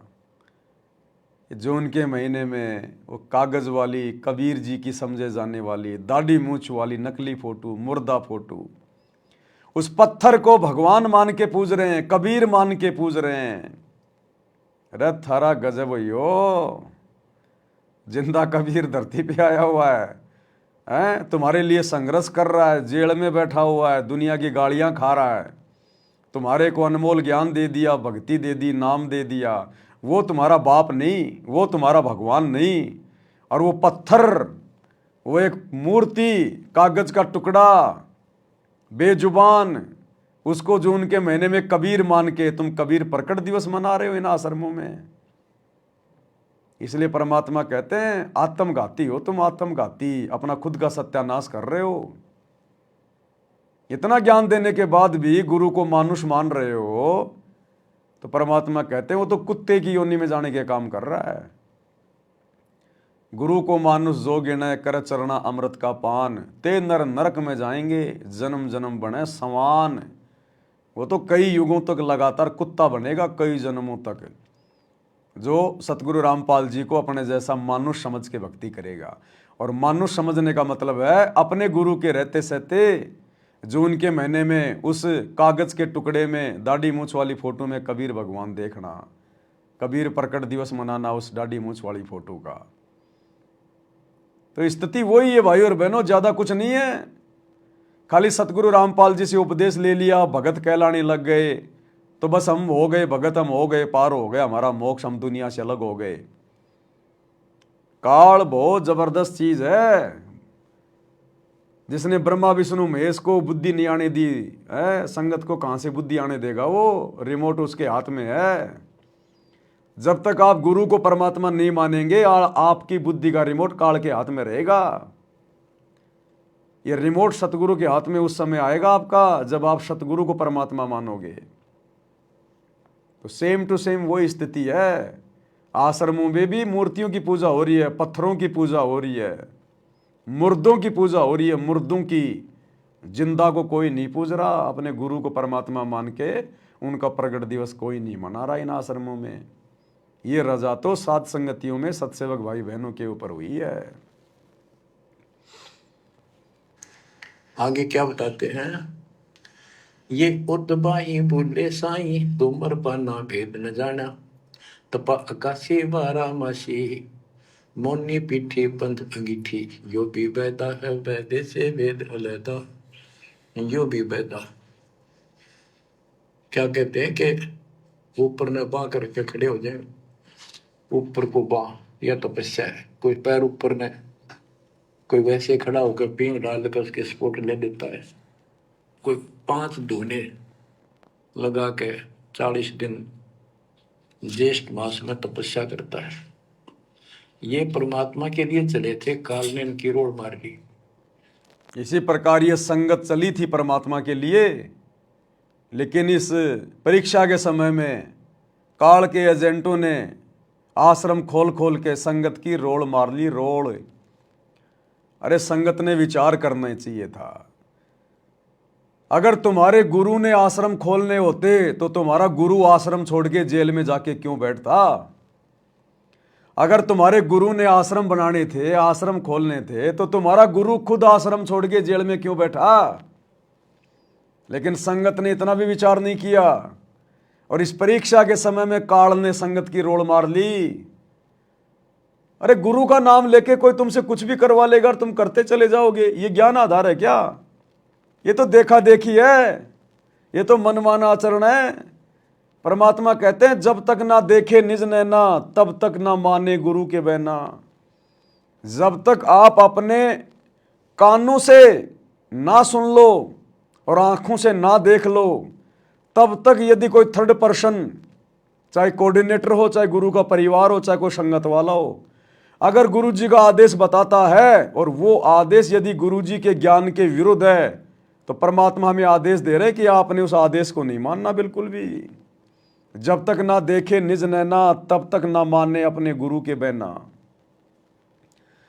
और तुम्हारे को तो कोई भी ऐरा गहरा नथु बैरा आके कुछ भी बोल दे, बस नाम तुम्हारे गुरु जी का ले ले कि तुम्हारे गुरु जी का आदेश है ये भैंस का गोबर हलवा समझ के खाना है, तुम उसी समय मुंह मारने लग जाते हो। तो तुम तो एक इंसान भी ढंग के नहीं हो, भगत तो बहुत दूर की बात है। ऐसे सतलोक नहीं जाया जाएगा। ये रिहर्सल चल रही है, ऐसे ही तुम्हें काल ठग लेगा। तुम्हारी तो आदत बन गई, पीले पर्चे आ गया, आदेश आ गया, कोऑर्डिनेटर ने बोल दिया, आदेश आ गया, आश्रमों में गुरुजी के परिवार ने कुछ बोल दिया, आदेश हो गया। ये भक्ति मार्ग है, कबीर परमात्मा का मार्ग है, देखा देखी का मार्ग नहीं है। इस पे एक एक कदम फूक फूक के रखना पड़ेगा, एक एक कदम फूक फूक के। और आप लोगों ने सावधानी नहीं बरती, इसी का ये नतीजा है। काल ने आप लोगों की रोड़ मार ली, रोड़।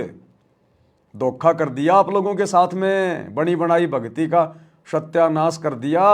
अब खा लो लड्डू जलेबी बर्फी, खा लो, ना घर के ना घाट के, ना सतगुरु के रहे और ना सात संगति के रहे, कहीं के नहीं रहे। आश्रमों में तो भक्ति है ही नहीं, और सात संगति से जुड़ने का मौका तुमने धीरे धीरे खो दिया, क्योंकि इतना समय कम नहीं होता किसी को समझाने के लिए। जानवर नहीं हो तुम, इंसान हो। राग द्वेष ईर्ष्या जलन होती है सात संगतियों से, जलन जैसे कोई मिर्ची लग जाती है, भयंकर दर्द हो रहा है। ये नहीं चलता इस मार्ग में। राग द्वेष ईर्ष्या नहीं चलती। आप किसी के विचारों से सहमत नहीं है तो बस भैया उसे साइड करके चलो। दुष्प्रचार नहीं चलता इसमें, निंदा चुगली नहीं चलती। तो काल ने तुम सबकी रोड़ मार ली, सबकी। सतगुरु ये नहीं देखता तू बहुत बड़ा भगत है, तू 20 साल से भक्ति कर रहा है, तू गुरु जी के साथ में रहता था, तू गुरु का ड्राइवर था, तू गुरु का बॉडीगार्ड था, तू गुरु का भाई है, बेटा है, पत्नी है। सतगुरु ये नहीं देखता। सतगुरु समदृष्टि है। और समदृष्टि क्या होता है अभी तक दिखाया नहीं गुरु जी ने, क्योंकि अभी तक तो काल के हाथ में था सारा प्रपंच। अब सब कुछ सतगुरु अपने हाथ में लेगा। अब देख लिया, अब बताएगा समदृष्टि क्या होता है। ये गुरु के बेटा बेटी दर्शनों के लिए तरस जाएंगे, दर्शनों के लिए, जो आज इन आश्रमों में ठेकेदार बन के घूम रहे हैं। अब दिखाएगा आने वाले समय में समदृष्टिपना क्या होता है गुरु का। अथ वैद्य का ग्रंथ। बैरागी सन्यासी भड़वे चौतड़ छार लगावे हैं, पांचों नारी पति सो लड़के धुंधों धार मचावे हैं। शास्त्र विरुद्ध साधना करने वालों को गुरुजी ने बढ़वे की संज्ञा दी है। बढ़वे की, बढ़वा क्या होता है पता है? शास्त्र विरुद्ध साधना करने वालों को। और असल में सबसे बड़ी शास्त्र विरुद्ध साधना क्या है? सांसारिक स्तर पर तो शास्त्र विरुद्ध साधना उसको कहते हैं जो प्रमाणित जो सदग्रंथ हैं, गीता, वेद, कुरान, पुराण, बाइबल, गुरु ग्रंथ साहिब, जो इनके विपरीत भक्ति करता है, आचरण करता है, उसको कहते हैं शास्त्र विरुद्ध साधना। तो गुरु जी ने उनको बढ़वे की संज्ञा दी है, बढ़वे की। और रियल में शास्त्र विरुद्ध साधना क्या है? क्योंकि रियल में सबसे बड़ा शास्त्र क्या है? सूक्ष्म वेद, कबीर सागर, गरीबदास जी का ग्रंथ साहिब और सतगुरु रामपाल जी के सत्संग, सतगुरु रामपाल जी के कर कमल से लिखित पुस्तकें, ये रियल शास्त्र हैं। और इन शास्त्रों के विरुद्ध यदि कोई साधना करेगा, मनमाना आचरण करेगा, तो वो डबल बढ़वा, डबल बढ़वा। और इस डबल बढ़वे की संज्ञा में वर्तमान में पूरा सतलोक आश्रम मैनेजमेंट हरियाणा, गुरु जी का परिवार बढ़वा, ये कोऑर्डिनेटर बढ़वे, इन आश्रमों में जाने वाले बढ़वे की संज्ञा में। क्योंकि जितने भी कुक्रम तुम लोगों ने कर दिए और संगत से करवा दिए, और संगत कर रही है खुशी खुशी, ये बढ़वे वाले काम कर रही है, बढ़वे वाले। सूक्ष्म वेद में तुम्हारे गुरु के सत्संगों में कहाँ है राजनीति करना, नेताओं की रैलियों में जाना, धक्के खाना, पार्टी विशेष के नाम पे वोट देना? कहाँ है सूक्ष्म वेद में? स्टेडियम बनाना, गांव वालों के लिए फ्री में बसें चलाना, भक्तों को मजदूरी पे लगा देना, रोडे बनवाना, कहाँ लिखा है सूक्ष्म वेद में? लोगों की गुलामी करना, चापलूसी करना, समाज के साथ भाईचारा निभाना, अनुपदेशियों की धर्मशाला बनवाना, कहाँ लिखा हुआ सूक्ष्म वेद में? गुंडों की रैली में जाके बैठना, गुंडों का समर्थन करना, गैंगस्टरों का, कहाँ लिखा है सूक्ष्म वेद में? 5-5 लाख रुपए चंदे के रूप में गुंडों की सीबीआई जांच के लिए देना, कौन से सूक्ष्म वेद में लिखा भाई? ये बढ़वागिरी नहीं तो और क्या है? जाट आरक्षण में जाके बैठना भगत होने के बावजूद, और करोड़ों रुपया चंदे के रूप में देना, ये बढ़वागिरी नहीं है क्या? अयोध्या में जाके भंडारा लगाना संत रामपाल जी के भगत होने के बावजूद आन उपासकों के लिए, ये बढ़वागिरी नहीं है क्या? संगत क्या कर रही है, भक्ति या बढ़वागिरी? बढ़वागिरी कर रही है, बढ़वागिरी। इस बढ़वागिरी का परिणाम भी भुगतना पड़ेगा आने वाले समय में। ये विचार करने की बातें हैं, चोट खा चुकी है संगत। कंठी माला और मृगछाला सिर पे जटा रखा में है, ढोलक ताल झालरी पीटे ताना री गाँव है। कहते हैं ये काल ने उल्टे रास्ते ला रखे। बैरागी घर छोड़ के सन्यासी हो गए, और वहां कभी एक लंगोट बांध के सारे शरीर पर राख लपेटे रहते हैं, और इससे मान रहे कि हम बिल्कुल सब कुछ छोड़े। अब क्या बताते हैं गरीबदास जी? एक नारी त्याग दीनी 5 नारी गैल वे, पाया न द्वारा मुक्ति का सुखदेव करी वो सैल वे। कि एक स्त्री को, परिवार को छोड़ दिया, इसलिए कि ये भक्ति में बाधा बनता है गृहस्थ जीवन। परमात्मा कहते, गिरिदास जी बताते हैं, एक स्त्री नारी छोड़ दी जो बाधक मानी आपने, और ये 5 नारी गए वे और 2500 लड़के, 5 प्रकृति और ये 5 काम वो कार्य तेरे साथ हैं। इनकी 5-5 प्रकृति, 25 जुगाड़, सारा नौका नो तेरे साथ ही परिवार है।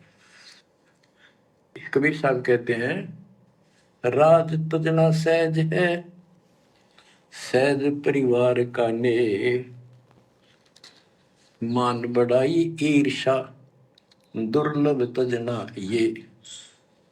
कि राज भी त्याग सकता है, परिवार भी त्याग सकता है, लेकिन ये मान बढ़ाई ईर्षा फिर भी जो कि तो रहती है। अब गुरुजी के दोनों लड़कों के द्वारा जाट समाज से अपने गले में माला डलवाना, ये है मान बढ़ाई। ये नहीं छूट सकती इंसान से, और ये छूटे बिना भगवान नहीं मिला है। अरे जिनको हम सबसे बड़ा भगत समझ रहे हैं, गुरुजी के बेटे, जिन्होंने धनाना आश्रम बनवाया, सभी आश्रमों के संचालक ठेकेदार, सारी जिम्मेदारियां अपने कंधों पे लेके घूम रहे हैं, राजनेताओं के उपग्रह बन के घूम रहे हैं। अरे उनको सतनाम के नियमों का नहीं पता, जो तुम्हें सारनाम दे रहे हैं, सार शब्द दे रहे हैं। तो ये मान बढ़ाई है, अपनी पूजा करवाना। जब गुरु ने कह दिया तो फाइनल है, मीन में क्या रह गई फिर, जब सतनाम के नियम में लिख दिया तो बाकी संगत का क्या हाल होगा। इसीलिए तो आए दिन अकाल मौत मर रही है, फांसी खा खा के, जहर खा खा के भगत मर रहे हैं। क्योंकि भैया मर्यादा किसी की रही नहीं, मर्यादा नहीं है तो भक्ति आगे बनेगी नहीं, पिछली भक्ति तुम्हारी कब तक चलेगी। अब जैसे जैसे तुम्हारा समय आ रहा है, वैसे वैसे काल तुम्हें उठा के ले जा रहा है, और मर्यादाहीन भक्तों को सतगुरु भी नहीं रोकेगा। इसलिए तो आज 90% संगत की दुर्गति हो रही है, दुर्गति, अकाल मौत, एक्सीडेंट में फूट फूट के मर रहे हैं भगत। सतगुरु कोई मदद नहीं कर रहा, क्योंकि मर्यादा टूटी हुई है। काल का वचन है, काल ने वचन ले रखा है परमात्मा से कि जबरदस्ती ना करना, केवल ज्ञान समझाना। जो आपके ज्ञान को मान के आपकी मर्यादाओं में रहकर भक्ति करे आपका, और जो आपकी मर्यादा तोड़ दे वो उस दुष्ट को मेरे हवाले कर देना, फिर मैं संवारूंगा उसको। तो काल संवार रहा ढंग से, ये नतीजा मिल रहा है देखा देखी भक्ति का, भेड़ चाल की भक्ति का। बैदा यो भी बैदा है, सब व्यर्थ। फिर के खाकता किया, काल तेनों का घर में बैठा तेरे हृदय में। बैरागी सन्यासी बड़वे चूतर छार लगावे है, 500 नारी 2500 लड़के, धूम धार मचावे हैं। कंठी माला और मृगशाला सिर पर जटा रखा हुए हैं, ढोलक ताल झालरी पीटे, नारी री गाँव है। बड़ा सुरला में गान में कक्का पता नहीं, बड़े बड़े जटा रखा दी। यो भी बैदा है, बैदे से भेद अलदा, यो भी बैदा। बैदा क्यों जाना, हम सतगुरु बैठे यूं जाना। गरीबदास जी से पूछा किसी ने कि आपने कैसे पता लगा ये सब व्यर्थ है, कि सतगुरु मिल गए इसलिए जाना भाई। इसलिए हम सत्सेवक भाई बहन बार बार वीडियो बना के तुम्हें जगा रहे हैं, चेता रहे हैं, क्योंकि सतगुरु को हम लोगों ने भेटा है। सतगुरु भेटने का मतलब है सतगुरु के ज्ञान के ऊपर अमल करना, सतगुरु के ज्ञान को आधार बना के भक्ति करना। तब हमें इन सब बातों का पता चल रहा है कि आप गुरुजी के परिवार वाले और गुरुजी के परिवार के पीछे आंखें बंद करके चलने वाली संगत, ये सब के सब व्यर्थ में अपना समय और समासे और पैसा बर्बाद कर रहे हैं। आप लोगों की एक भी मर्यादा सुरक्षित नहीं है। आप लोगों को काल की गोद में बैठा दिया गया है, और आने वाले समय में मर्यादा तोड़कर भक्ति करने वाले अपने अपने जो परिणाम है उनको भुगतने का इंतजार करना। अन्यथा फिर आगे भक्ति इतिहास में कोई मर्यादा नहीं निभाएगा।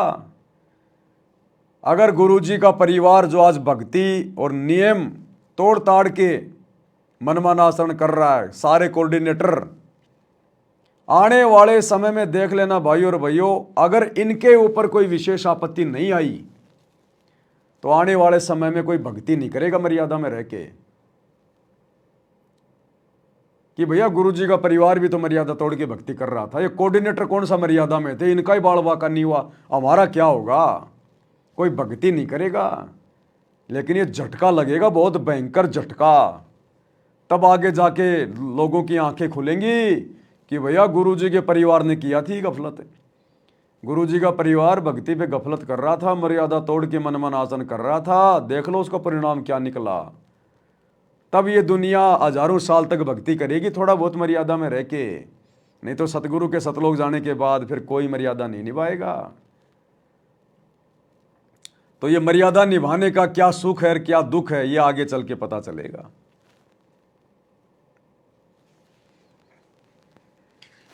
तन के योगी मन के भोगी गुल्लर पेट पड़ावे हैं, गुद भी रस का मर मन जाना बदर भेख बनावे हैं। क्या बात की। करुआ और को पीन लिए जो पड़खड़ गुफा बनावे हैं, खुदा कुत्ती घट में दूती फिर गृह द्वारे जावे हैं। करुआ और कोपीन लिए, कोपीन एक पर्दे के ऊपर एक लंगोट छोटा सा, एक 4-5-6 इंच की पर्दी सी बनाते हैं, उसको कोपीन बोलते हैं, और हाथ में लोटा, और बनखंड में जंगल में जाकर गुफा में रहते हैं। कहते हैं तन के योगी और मन के भोगी ऊपर तो दिखे योगी, और खान में अटक नहीं, माल कूड़े खाते पर यज्ञों के अंदर जहां भी कोई धर्म भंडारा होता है सब तागे पाओगे। ये तन के योगी मन के भोगी, शरीर से तो एक नंबर के भगत दिखाई देते हैं, और मन के भोगी, मन में सारी बकवास ज्यों की त्यों, और खाने के लिए कहीं भी पहुंच जाएंगे। जैसे संगत वर्तमान में कोई बिहार से आ रहा है, कोई यूपी से आ रहा है, कोई झारखंड से आ रहा है, लड्डू जलेबी बर्फी खाने देसी घी के, कहते हैं दिखें ये भगत, और मन में सारी इनके बकवाद, और तोड़ तोड़ के मर्यादा, और पेट भरने के लिए कहीं भी किसी भी आश्रम में दौड़ के चले जाएंगे। ये तो वो ही जगत वाली काम हो रहा है भाई और बहनों, सारा वो की वो जगत वाली क्रियाएं हो रही है सारी की सारी।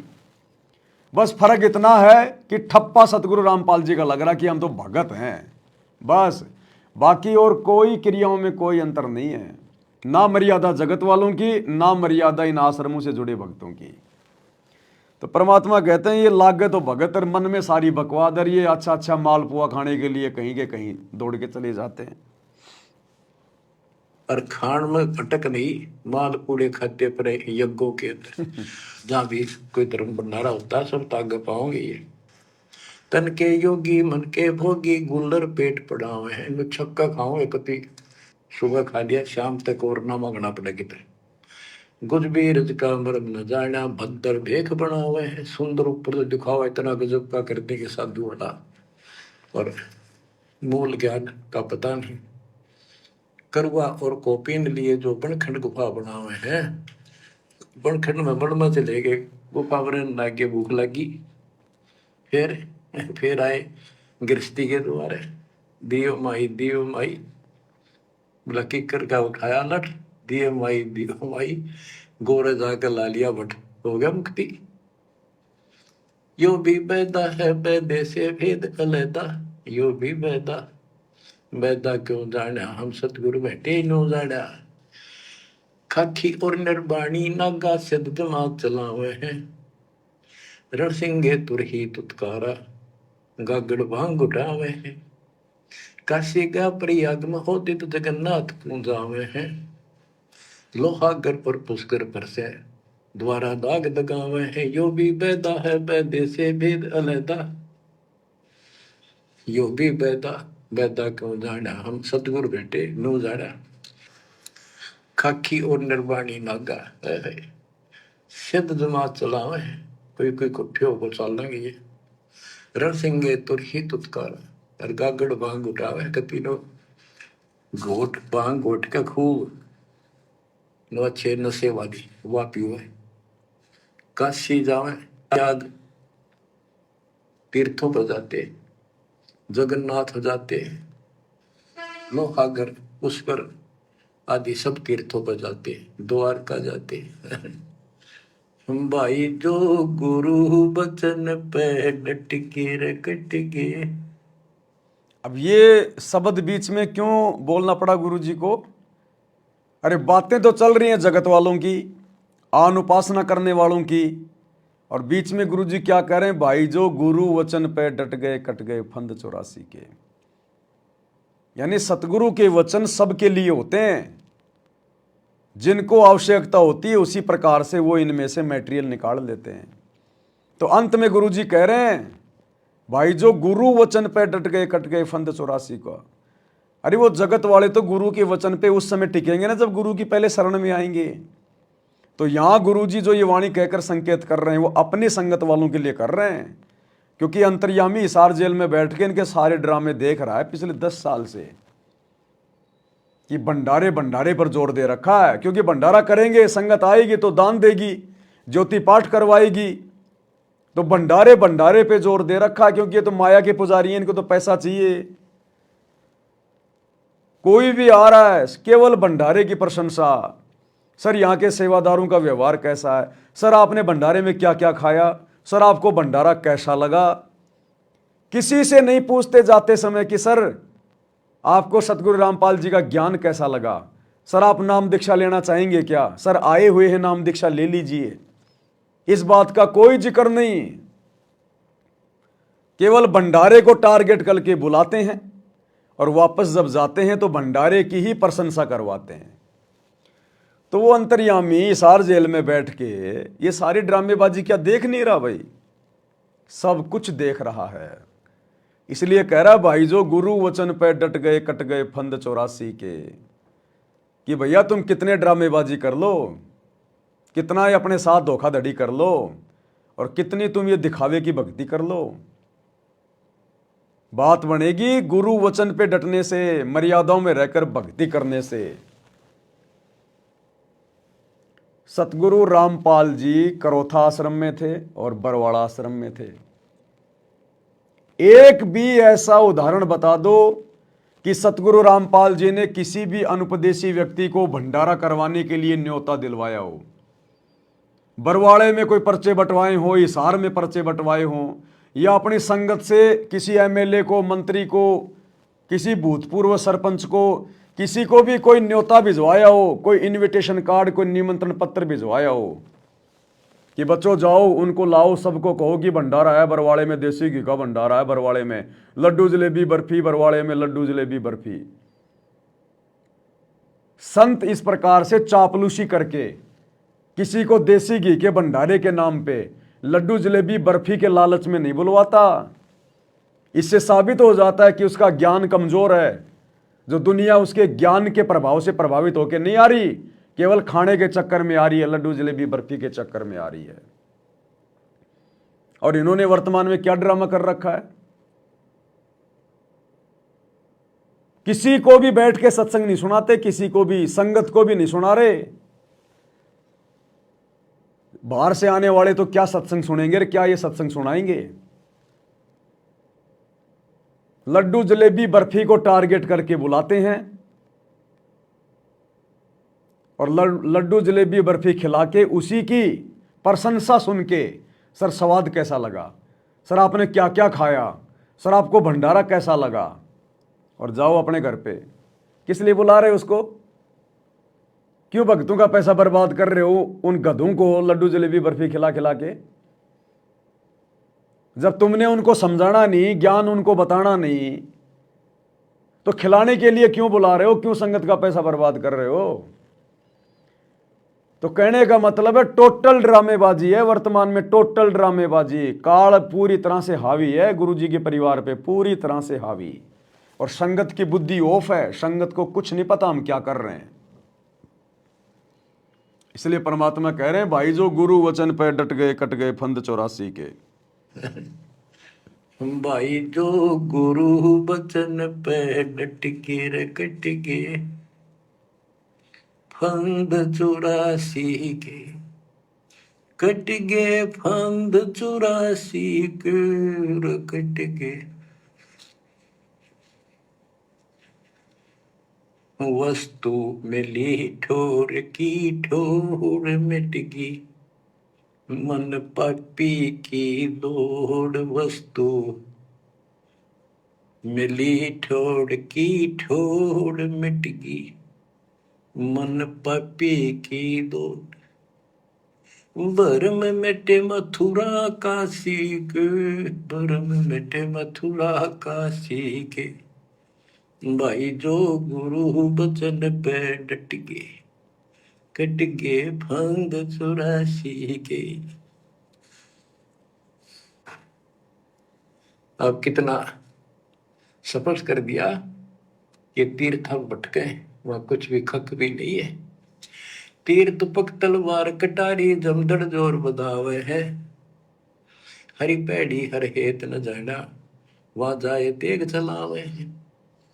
काटे शीश नहीं दिल करुणा, जग में साध कहावे है, जो नर इनके दर्शन को जावे, उनको भी नरक पठावे है। ओए होए। अब इसी प्रकार ये आश्रमों में धक्के खाते फिर रही है संगत अपने गुरु जी की गैर हाजिरी में, और जो जन इनकी संगत में जावे उनको भी नरक पठाते हैं।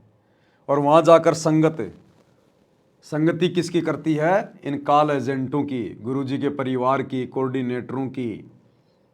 वो खुद ही काल की गोद में बैठे हैं, तुम्हारा कहाँ से कल्याण करवा देंगे। तो जो जन इनकी शरणा जावें उनको भी नरक पठावें। वही उल्टे आदेश सुनाएंगे वो तो भैया, वही उल्टे काम करने की प्रेरणा करेंगे। तुमसे क्या करवाएंगे? भक्ति तो ये करवा नहीं सकते क्योंकि भक्ति खुद नहीं करते। तुम्हारे को उल्टे सीधे आदेश बताए जाएंगे गुरु जी के, तो तुम्हारे को नरक में बैठाने का काम करेंगे। फिर ये नरक में बैठाने का, क्योंकि गलती तुम्हारी है। तुम अपने गुरु की गैर हाजिरी में आंखों पे काली पट्टी बांध के क्यों भटक रहे हो? आश्रम में क्या है जो तुम्हारे घर पे नहीं है? क्या सत्संग तुम्हारे घर पे नहीं है? क्या भंडारा तुम्हारे घर पे नहीं है? हाँ, तुम्हारे घर पे बकवाद नहीं है इसलिए बकवाद करने जाते हो। तुम्हारे घर पे तुम्हारा टाइम पास नहीं होता क्योंकि मन बहलाने के साधन नहीं है, इसलिए तुम वहां पर मन बहलाने के लिए जाते हो। वो रंगोलियां बनाने के लिए, वो प्रदर्शनियां देखने के लिए, कबीर जी का झोपड़ा देखने के लिए, झूलाओं का कुआं देखने के लिए, मिट्टी के गधे और बैल देखने के लिए, लहर तारा तालाब देखने के लिए, टाइम पास के लिए। तो नरक में बैठाने का काम किया जा रहा है, तुम्हें नरक में बैठाने का। ये परीक्षा चल रही है। गुरु यही देख रहा है कि जिस प्रकार से ये आज भटक रहे हैं ना, इनको सारी वस्तु मिलने के बाद 3 समय की आरती दे दी, इनको मंत्र दे दिए, सत्संग दे दिए, मर्यादा दे दी, उसके बाद भी इनके भटकने की आदत नहीं मिटी, तो मेरे सतलोक जाने के बाद ये क्या खाक भक्ति करेंगे? तो फिर भटकते ही रहोगे। तुम्हें नरक में बैठाया जा रहा है वर्तमान में गुरु जी की गैर हाजिरी में, इन आश्रमों में बुला बुला के। ओए होए होए। बहुत समय पहले की बात है, इन त्रिगुण उपासकों का आपस में झगड़ा हो गया इस बात पे। गिरिपुरी नागा वैष्णो, वैष्णो विष्णु जी के उपासक, नागा शिव जी के। नागा के हम सबसे ज्यादा श्रेष्ठ हैं, हम त्यागी और बैरागी हैं, हम कोई इच्छा नहीं रखते, कोई वस्त्र तक नहीं पहनते। पहले हम स्नान करेंगे, हर की पैड़ी पे पर भी लगी कुंभ के मेले में। वैष्णो बोले शरण फिरो, तुम टट्टी के हाथ भी ना धोते, तो स्नान भी नहीं करते, आज स्नान करने वाले हो गए, राख लपेटे करो। हम विष्णु जी के उपासक हैं, विष्णु जी सर्वश्रेष्ठ परमात्मा है, हम साफ सोच रखते हैं, नहाते धोते हैं, कपड़े अच्छे पहनते हैं। इस बात पर दोनों का झगड़ा हो गया। 25,000 ये त्रिगुण उपासक कट कर मिल गए। गीता अध्याय 7 श्लोक 12 से 15 ये श्लोक, ये अनमोल ज्ञान अनायास याद आ जाता है, अपने आप याद आ जाता। भगवान है बंदीछोड़ के तीनों गुणों, रजगुण ब्रह्मा, सतगुण विष्णु, तमगुण शिव जी, तीनों गुणों की भक्ति तक जिसका ज्ञान सीमित है, इससे आगे सुनने को तैयार नहीं। जिनका ज्ञान हरा जा चुका है काल के द्वारा, मनुष्यों में इस नहीं। अज्ञान के द्वारा राक्षस स्वभाव को धारण किए हुए, मनुष्यों में नीच, दूषित कर्म करने वाले, मूर्ख, गीता ज्ञानदाता कहता है, मुझे भी नहीं बचते ये। हाय हाय। या वो स्पष्ट कर दिया गरीबदास जी ने, तीर तुपक तलवार कटारी जमदड़ जोर बदावे है, हर पैड़ी हर हेत न जाना वाजा तेग चलावे है, काटे शीस नहीं दल करुणा ये जग में साध कहावे है, जो नर इनके दर्शन को जावे उनको भी नरक पठावे है। हे बुद्धि छोड़ के बेटे कमाल कर दिया, ये तलवार चलावे, छुरे ठोक दी, कोप दी, एक दूसरा मार डाले। कहते हर पैड़ी हर हेत न जाना, तो वहां जाके ये तलवार से वार करते हैं, काटे शीश, काटे शीश नहीं दल कुर्रा, इनके दिल में दया नहीं। और जगत में ये साधु कहलाते हैं, जो इनके दर्शन भी करने जाना है, इनका कोई शिष्य बन जा, उनको भी नरक उठावे।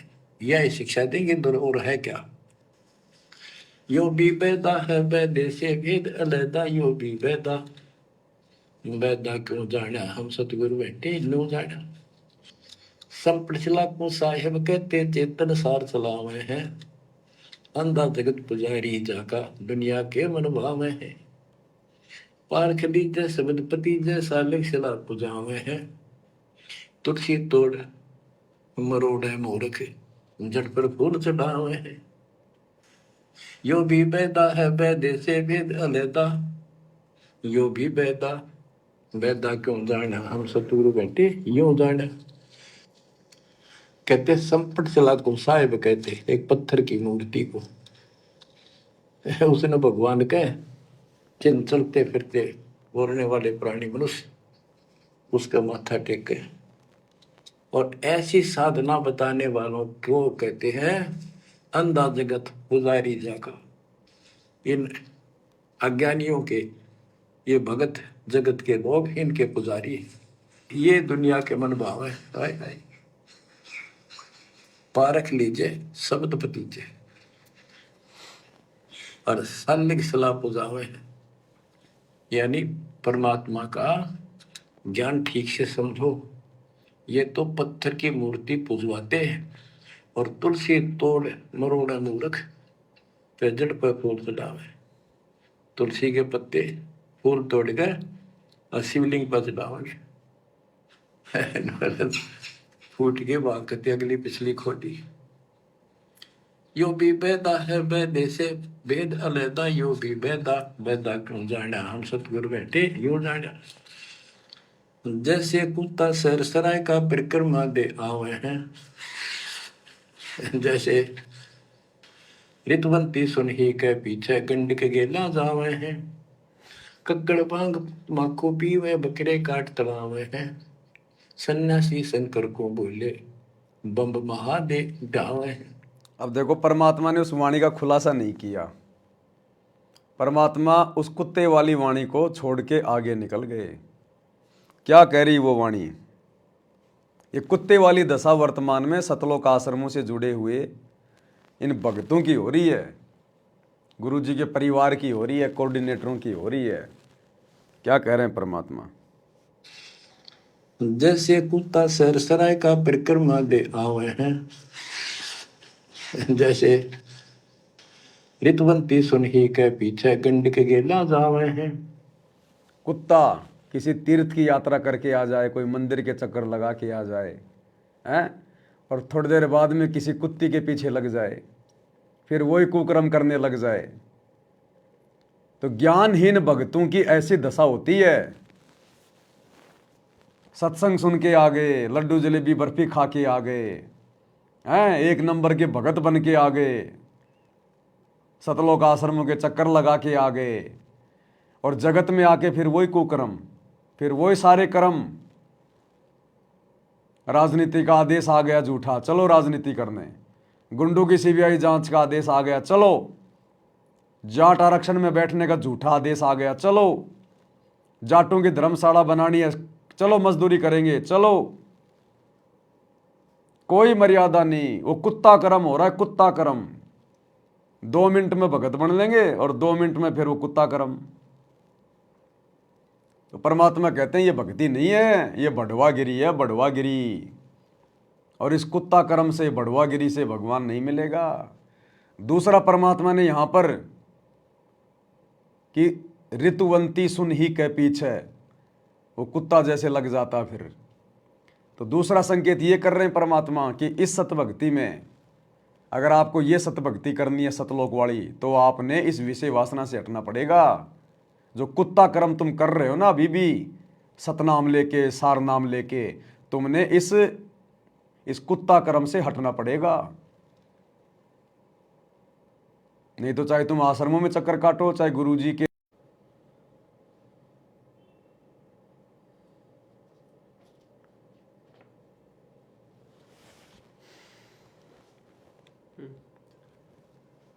बीच में थोड़ा सा नेट डिस्कनेक्ट हो गया था। तो परमात्मा कहते हैं अगर भक्ति करते करते सतगुरु से उपदेश लेकर भी, सतनाम और सार नाम लेकर भी, यदि अभी तक तुम विषय वासना में पड़े हो, भोग क्रिया में पड़े हो, तो तुम तो कुत्ते के समान हो, कुत्ते के समान। तुम्हारे में और कुत्ते में फिलहाल कोई अंतर नहीं है। वो कुत्ता मंदिर में चला जाएगा, प्रसाद खा के आ जाएगा, और फिर किसी कुतिया को देखा तो फिर उसके पीछे दौड़ लेगा। तो जिन भक्तों को सतगुरु रामपाल जी की, सतगुरु रामपाल जी कौन? पूर्ण परमात्मा। जिनको पूर्ण परमात्मा सतगुरु रामपाल जी की शरण प्राप्त है, सतनाम सारनाम मिल चुका है, भक्ति पे लग चुका है, और अभी तक यदि वो इसी कुत्ता कर्म में लगा हुआ है, भोग क्रिया में पड़ा हुआ है, विषय वासनाओं में पड़ा हुआ है, तो परमात्मा कहते हैं तुम तो कुत्ता कर्म कर रहे हो, भक्ति नहीं कर रहे। गुरुदेव कहते हैं भग भोग्या भगूप जय, भग से बचा न कोई, जय कोई भग से बचे, भगत कहावत सोई। कामी क्रोधी लालची इन पे भक्ति न होए, और भक्ति करे कोई सूरमा, जात वर्ण कुल खोए। तो इन वाणियों के बहुत सारे संकेत हैं। एक तो जो व्यक्ति सत्संग में जाता है, आश्रम में जाता है, भगत दिखाई देता है, और वापस आके वही सारे कुकर्म कर लेता है, कोई मर्यादाओं का पता ही नहीं। एक भक्ति भी कर रहा है सतलोक वाली, और ये कुत्ता कर्म भी कर रहा है, विषय वासनाओं में भी पड़ा है। तो परमात्मा कहते हैं आपकी दशा फिलहाल उस जो है कुत्ते जैसी है, कुत्ते जैसी। इसलिए परमात्मा इस वाणी को बीच में छोड़ गए। गुरुजी इसका विश्लेषण करना चाहते थे, लेकिन मालिक को पता है कि ये क्या नहीं समझ पाएंगे। अगर मैंने विश्लेषण कर दिया तो कई तो भक्ति छोड़ देंगे कि गुरुजी तो लो इस काम के लिए भी मना कर रहे हैं, इस काम के लिए भी मना कर रहे हैं।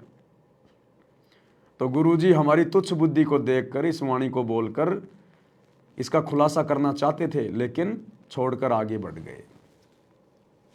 फूट के बात करते अगली पिछली खोटी। यो भी बेदा है बेदे से भेद अलहदा, यो भी बेदा बेदा क्यों जाना, हम सतगुरु बैठे यूं जाना। जैसे कुत्ता सरसराय का परिक्रमा दे आवे हैं, जैसे ऋतुवंती सुन ही के पीछे गंड के गेला जावे हैं, कक्कड़ बांग माखो पीवे बकरे काट तलावे हैं, सन्यासी शंकर को बोले बम्ब महादे डावे हैं। यो भी बैदा है बैदे से भेद अलहदा, यो भी बैदा बैदा क्यों जाना, हम सतगुरु बैठे यूं जाना।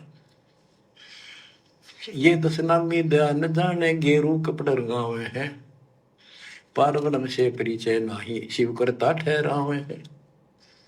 धूम्रपान करे मनमुखी, सुचित आसन लावे हैं, या तब से तीरा जा होई, धुंध धार बह जावे हैं। वह कहते हैं सन्यासी शंकर को बोले भगवान का नाम न छोड़ दिया, और बम्ब महादेव का नारा लावे। आप देखना कावड़ लेनी है, भगवान भी छोड़ दिया, कहता बोले और बम बम बम बम बम, और सारा दिन भोके जाएंगे सन्यासी। वो हालत इन आश्रम में हो रही है। आज के लिए ज्ञान प्रचार छोड़ दिया, गुरुजी का सत्संग सुनना सुनाना, ज्ञान प्रचार करना, ये सब छोड़ दिया। आजकल या तो अपने यूट्यूब चैनल का ज़्यादा से ज़्यादा प्रचार करवाया जा रहा है, सा न्यूज़ चैनल, या फिर भंडारों का ज़्यादा प्रचार किया जा रहा है। जैसे जगत वाले वो शंकर भगवान का वास्तव में नाम क्या है वो छोड़ दिया, बम बम बम बम। ऐसे ही आजकल इन आश्रमों में गुरु जी का ज्ञान गया बाढ़ में, ज्ञान प्रचार गया बाढ़ में।